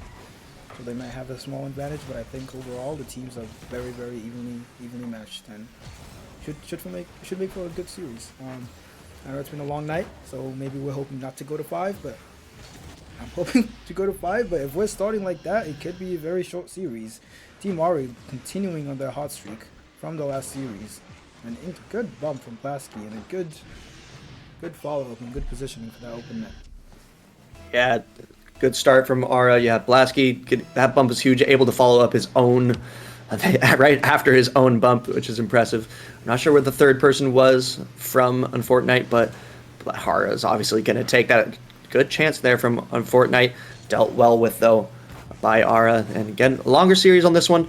These teams are played best of threes up until this point in this format. But we got best of 5 now, so we'll see how these teams adapt. They're also forced to lock in who's playing in their 1s and 2s prior to their match, prior to the second game. So they'll make sure that I'll know who they are sending in as soon as that happens. But Ari left in the back line. Great clear from him, though. I'm surprised he was ready for his teammates' miss there, as this one could be on target. Firecraft, huge save from him, as Straxel now trying to keep the pressure up.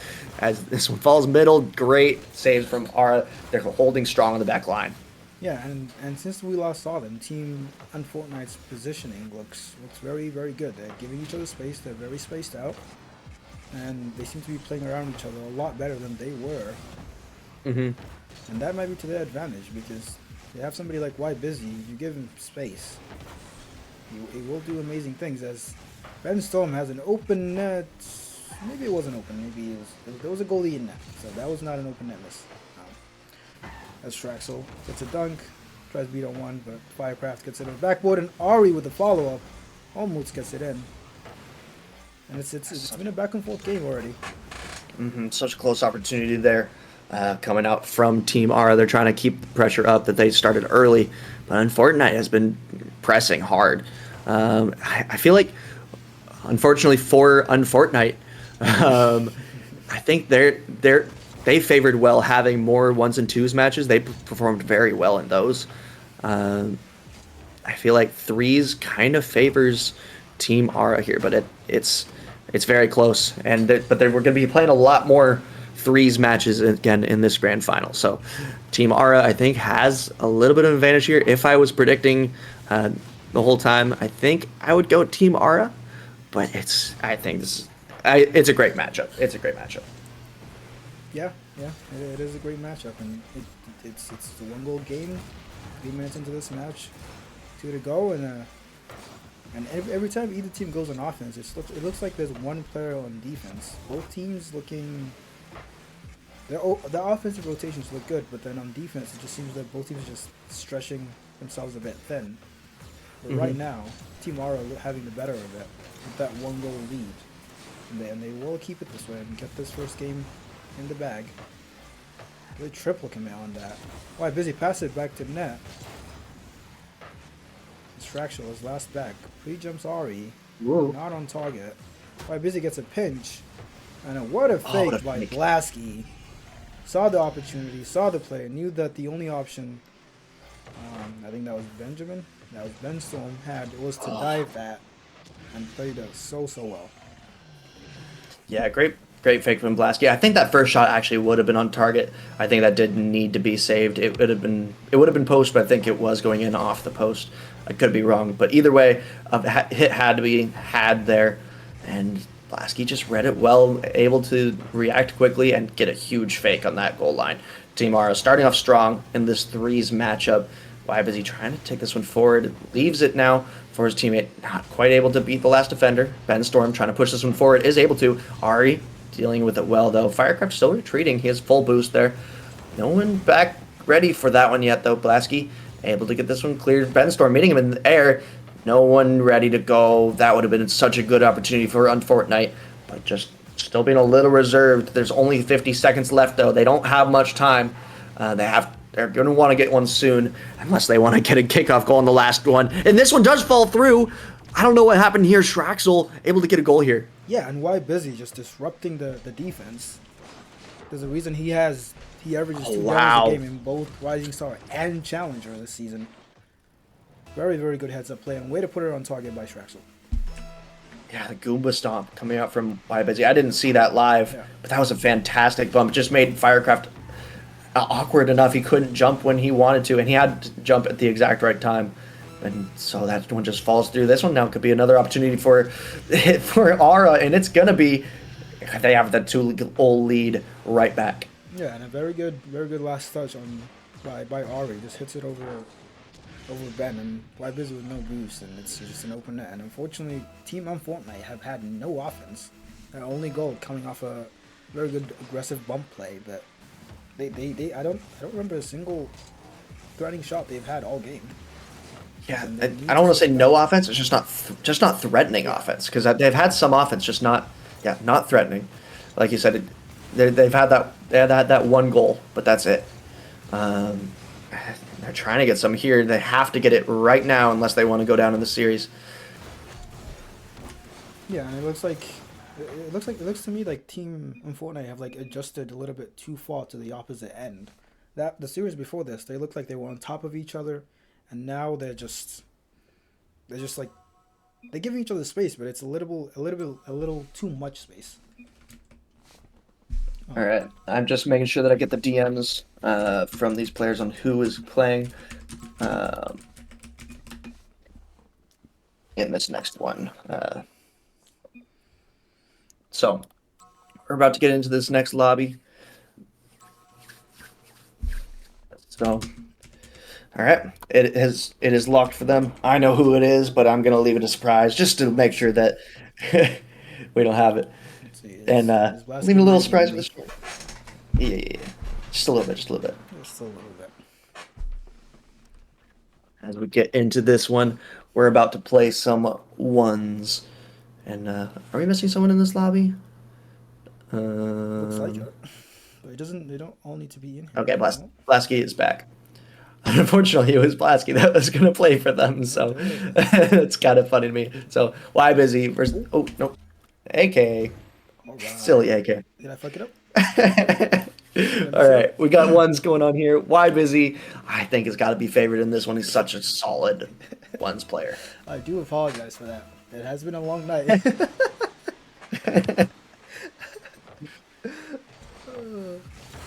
Good start here from Why Busy, able to get the first one. I'm surprised we haven't seen him play ones so far. But first goal coming out from him. Why busy or Blasky? Why Busy? We have seen him play once. I mean, I think even twos. So he didn't play. Sorry, we did see him play. Sorry, you're right. He didn't play in the first series though. The first one that they lost, or did they win? I can't remember. I think they lost it. But either way, the very first series that they played, he didn't play the ones match, which I was surprised to see. I will say, like knowing Why Busy, playing with Why Busy all this season, although he is a strong ones player, he is also a very, very good twos player. But obviously, he has more control over the ones. He doesn't need another person. And yeah, like speaking of control, like he has controlled Blasky this entire match, just keeping it in his half, in his corners. I think he was in the corners for the last 30 seconds of this match. That was so clean. Just playing it off the back wall, playing it off the side wall, playing it just to beat and wear down Blasky until he finally has the opportunity to just outright beat him. And a great flick coming out from Why Busy. I think this one's going to be a runaway victory, but I know it's super early. Yeah, and it's looking like, unsurprisingly, that Why Busy has the upper hand. Unfortunately, Blasky had his monitor off. Yeah, he's turning around. Should be a good matchup now. We'll see how that goes. Oh, fake coming out from Why Busy. He has all the control so suddenly. Okay, well done by Blasky trying to cut out any control Why Busy has, but Why Busy just has it anyway. As he has it on his hood, gets it so far forward, and all Blasky can do is give the possession right back to Why Busy. It's just utter dominance at the moment. Yeah. I don't think I've seen Blasky with the ball for more than 5 seconds. Yeah. Busy's just controlling his boost, controlling the ball, controlling every touch. Every touch Blasky gets is a touch that Busy is allowing, and he's allowing it because he knows exactly where he's gonna hit it. It's gonna be non-threatening. This is just a showcase at this moment. It's honestly very impressive. I wanna go through Why Busy's replays, like one's replays, and just learn from him, because oh my goodness, so clean. He doesn't do anything too crazy or too mechanical. He just has so much control, maintains the possession, gets smart touches, and beats the defender as soon as he has that opportunity. Yeah. And the series is going to be evened up if this continues. And Blasky has 3 minutes to answer back, but so far he has not shown shown any reason to be confident. Hopefully he does show something. Otherwise, it's going to be a long 3 minutes. So I guess he goes for a flip reset. He tries a pogo, messes it up, and gets a bump. I did not think that he was going to be able to get a goal here after this first little hit didn't work, but Blasky just didn't recover fast enough, and Wybusy did. 5-0 now. Yeah. This is one of those moments Blasky is wishing he could forfeit, but you just got to keep trying. Who knows? Do your best. Busy might get overconfident. He might get a couple kickoff goals. It is what it is. Again, the benefit for Team Aura here is that they have a lot of threes games to go through in this grand final. Threes, again, matters a lot more. If they had to play multiple ones matches, I would be terrified for Team Aura, because Wybusy being able to win those one matches is just going to be so difficult. Oh, no. It has to get that one away. He did. Blasky able to get the first one on the board for Team Aura. Yeah. And, I mean, although Blasky may be losing, it looks like he's losing this match, another positive is that Busy will not be in that 2v2 match. So they will have a big opportunity in that matchup. Maybe that's the game plan. Just win next into threes and then just close it out in the twos matchup. Yeah, it could. Yeah, if they can get this next threes win, because Wybusy is the captain for this on Fortnite team. It's obviously not impossible for them to win. But if the Team Aura wins this next threes match, it's going to be very difficult on Fortnite here. But if the threes match goes in favor of Fortnite, you got to think that it might go to 5. As Blasky's, yeah, we might be. Blasky's kind of figuring something out here. Able to get a nice touch. It looked like he was catching that, but just kind of flipped into it. Caught Wybusy off guard and beat him. Yeah. And it's only a three goal game now with 2 minutes left. That is very, very doable.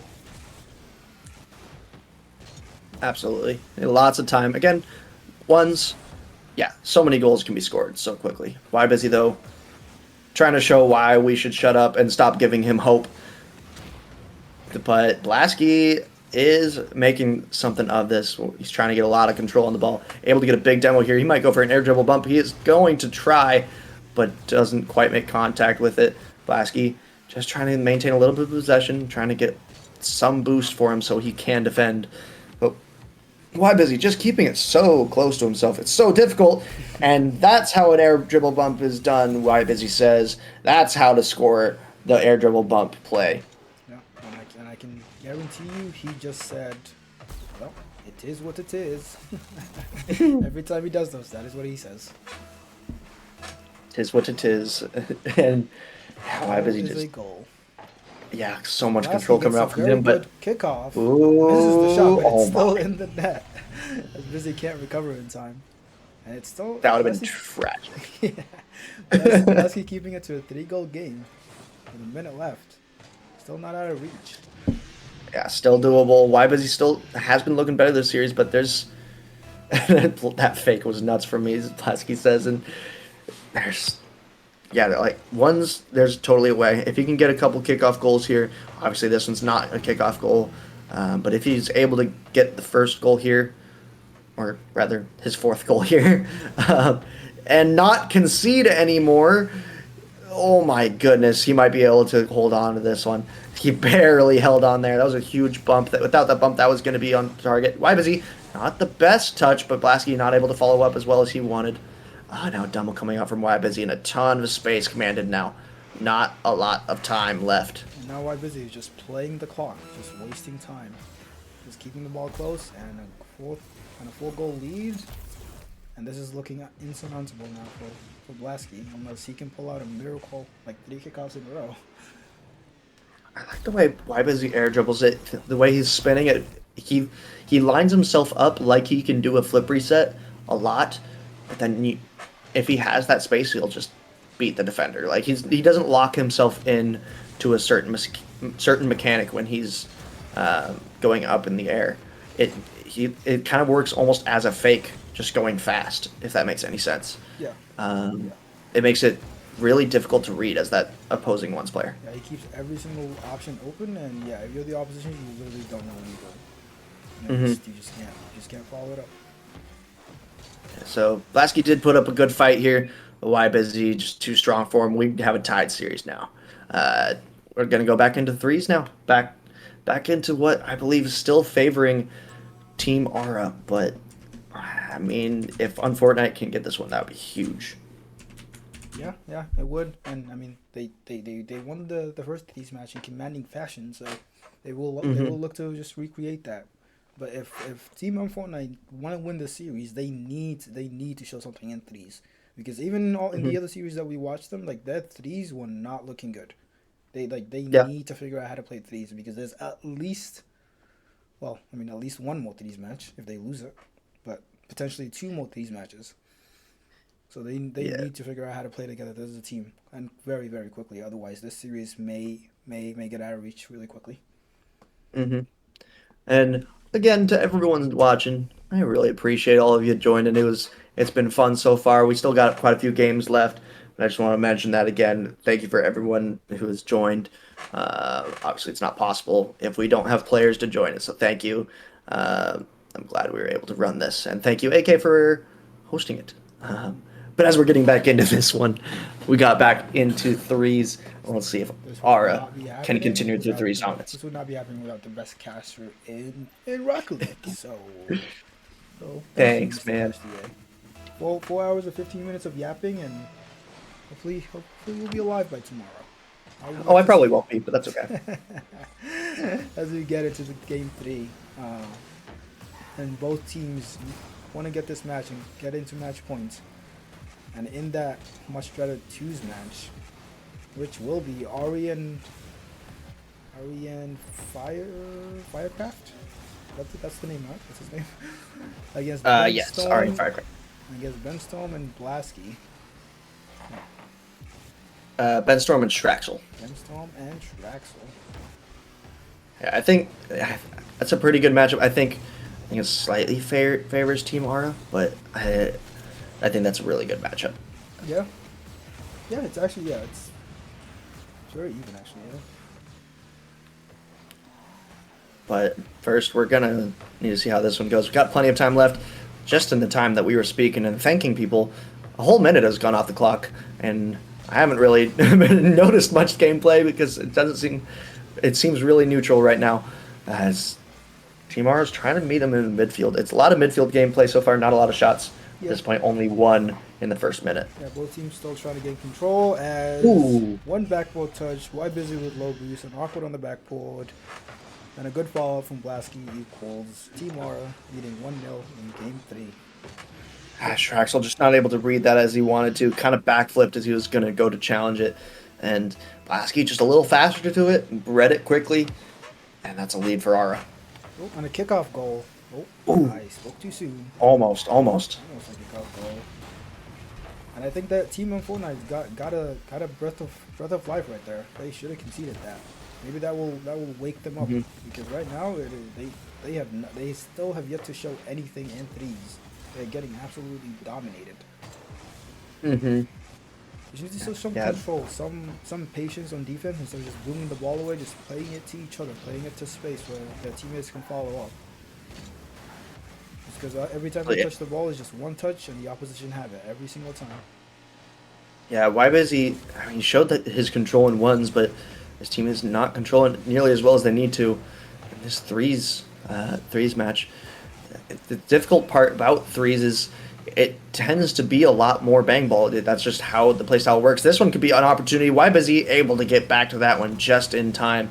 But it's difficult because you have to play it close to your team, not just yourself. So through passes, through good 50s, you have to be able to play it to your teammates. It's just it's a different way to think about it. But either way, you have to be able to possess the ball, and it's not happening for Unfortnite right now. Yeah, and it looks like every time Team Unfortnite come forward, like that third is just cheating up a little too close. So when the ball gets cleared by Team Aura, they're just awkward every time, and they can't follow it up, and it's almost a goal on them. As Busy could have shot that. Opts to take a touch and just gets dunked by Ari. Good fake by Ari. Busy should have it clear here. Maintains control, goes across the pitch. Should have it 50. Gets beat. That might be in the goal. Good save by Shraxel, but that's what I mean. That third always shoots up too close. They have no follow-up. It's just One thing I never really thought about it until now is the individual that is swapping from game mode to game mode, like Wybusy. I feel like earlier you mentioned how that's a double flip reset from Wybusy right there. Sorry, I had to interrupt myself. That was so good from Wybusy, able to get a goal here and just able to beat Ari with such good mechanics. Placing it bottom left is Wybusy. Yeah. I mean, the switching game modes maybe a factor, but clearly it could go the other way as well because that was a complete solo play. His teammates were a non-factor there. He just outplayed everybody. He beats Ari. This is falling down, but again, the follow-up is just too slow from Team on Fortnite. Yeah, like the switching game modes, it's interesting because some of it that definitely looked like it benefited him in that one. He played it all to himself, but also earlier he tried to control it when he probably could have just shot it. I don't know if it would have been on target, but it would have been dangerous. He wouldn't have been able to follow it on himself, but his team might have. So it's interesting seeing that playstyle difference and people adjusting to the new mode that they just went into. And now Team on Fortnite looking like they're looking for each other now. Mm-hmm. As I say that, though, like every time they're on defense, they look very vulnerable because they do. Their third is just not in the play. They're awkward or they're just completely out of it. Good 50 by Busy. Good follow up by Benstorm. Josh was a little too far away, but still dives, and all of a sudden they're back on defense. Should be fine. Good touch by Ben. Gets dunked. It's kind of become a very even matchup here. Yeah. Obviously, score-wise it is, but gameplay, I would say it has too. This one could be a great opportunity from Wybusy, and it's going to be Benstorm able to clean that one up. And again, a very solid solo play by Wybusy, and this time the follow-up is there, and they get a goal for it. And Ari... And little copium coming out from Ari there. Team on Fortnite has to hold on for 16 seconds, and they go to match points. They might not be able to, though. Ben, Bear just able to get it. But Blasky wasn't quite able to get the power that he wanted to. Ari trying to keep this one middle is able to. And this one just kind of falling down. Ari is not going to be able to get there in time. On Fortnite, take game 3. Yeah, and they're on match points, and now we go to 2s, and Ari and Firecraft need to win this match, otherwise it is over. And Team and Fortnite will have made the entire run on the upper bracket, not dropping a single match, which will be a hell of an achievement. Yeah, it's I think it does favor I think it does favor Team Aura just a tiny bit in this 2s matchup, but I don't know. Shraxel and Benstorm could be a nice, dangerous duo. Good. But I guess we're going to see very quickly what comes out of this one, because we're not waiting at all. We're getting right into it. Yep. And it's do or die right now for Team Aura. Yep, yes it is. And Team on Fortnite looking to close it out. As long as they keep the ball close, stop overcommitting, as they were doing the last time we saw them play 2s, they should be fine. Mm-hmm. Yeah, they played really aggressive in the last time. So Ari with a solo play. Nice cuts by Shraxel. Mm-hmm. This could be an open net by Benstorm. That is in the net. Unless Firecraft can make it. Cannot. And Team and Fortnite take the lead. Yeah, Benstorm just able to find that gap in the defense. Firecraft. I almost called him Flame. That was my teammate.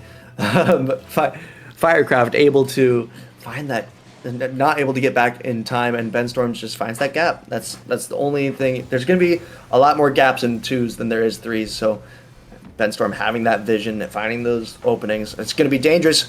Oh my goodness, Ben Storm kind of got bumped into that save. I'm not sure if Straxel was going to be ready or not. He was going to be close. But either way, Unfortunate comes away unscathed, and they have the lead right now, and it's the other way around of who needs to win. Ari knows that he needs to win. He ties this one up. And a complete overcommit again by Team Unfortunate. Leads to an open net for Ari. A good follow-up play. And we're even in game 4.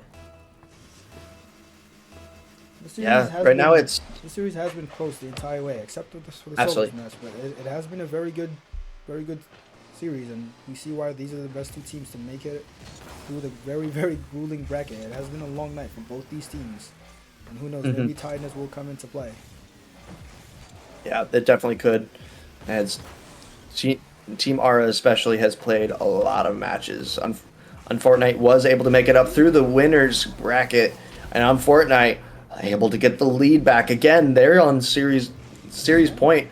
They're on the entire event point. If they win this game right here, they take the dub.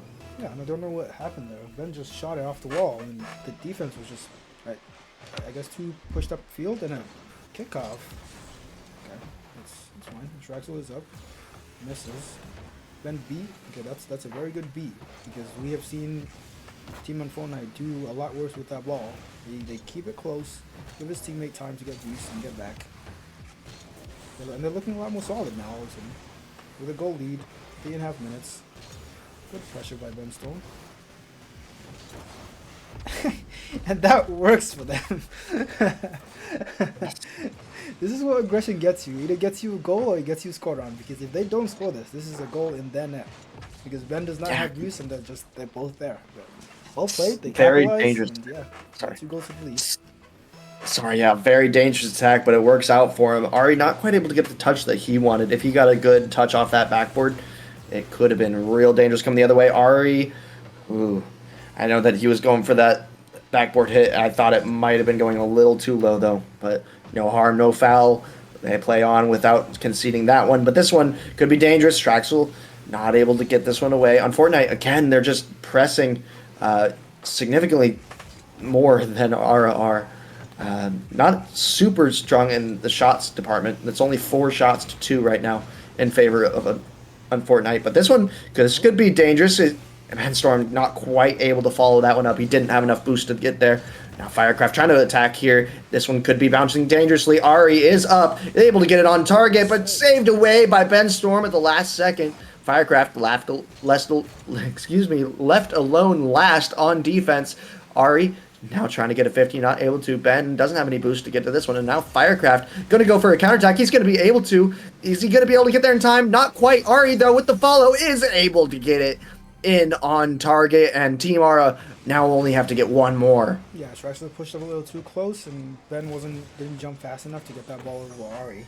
Good speed by Ari to get that dunk, and a very good pinch across by Blasky. And it's a 1-goal game, 2 minutes left. Yeah, 2 goals to tie this one up. Sorry, 2 minutes to tie this one up, and only. Yeah, and Straxel trying to get this one back forward. They don't want that. They want that lead back. They want that 2-goal lead back. Excuse me, Ari wanting to tie this one up. He's pressing hard.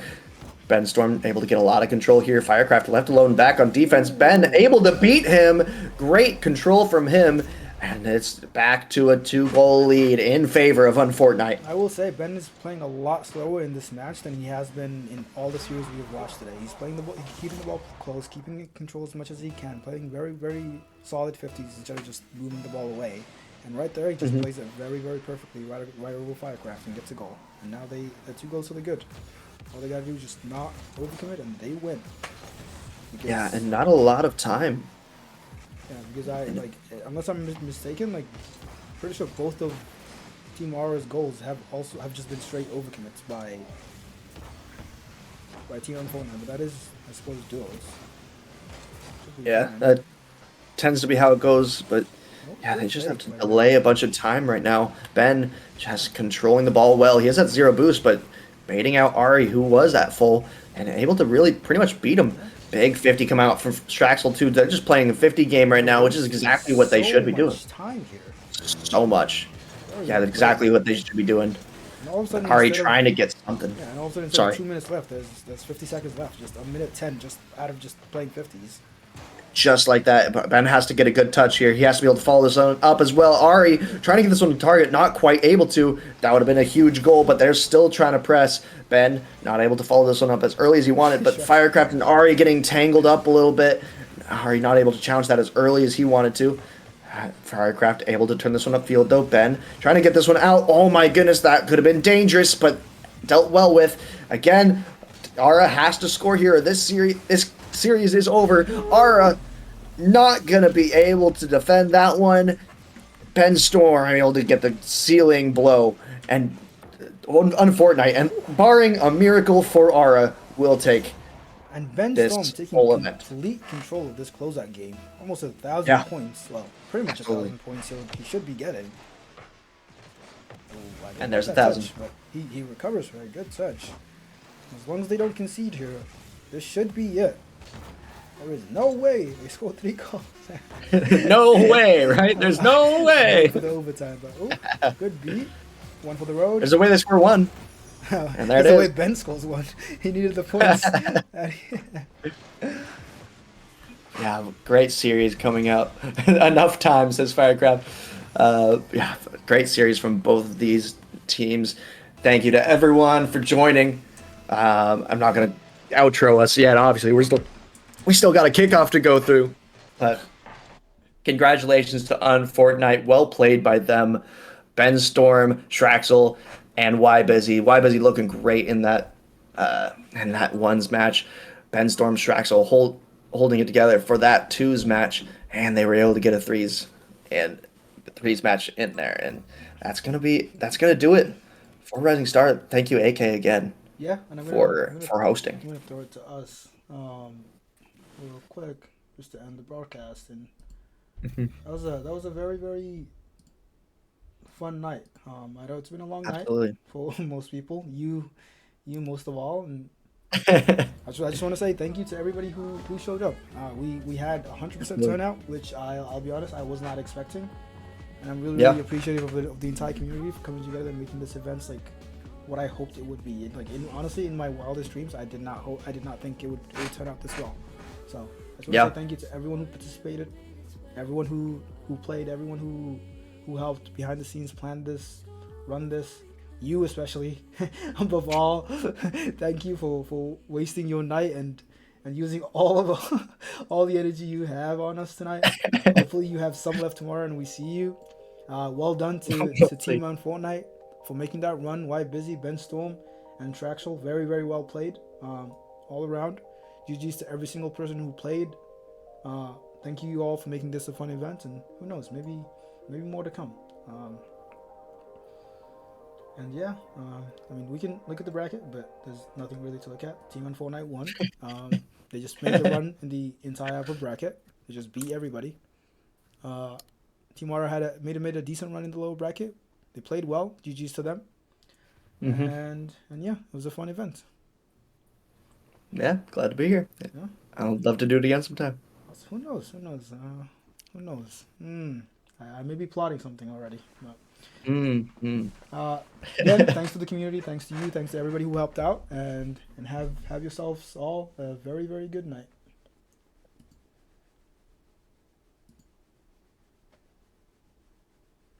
All right. And the stream technically is still on. Wait, no, I'm still talking. I haven't even switched transitions. Unfortunate.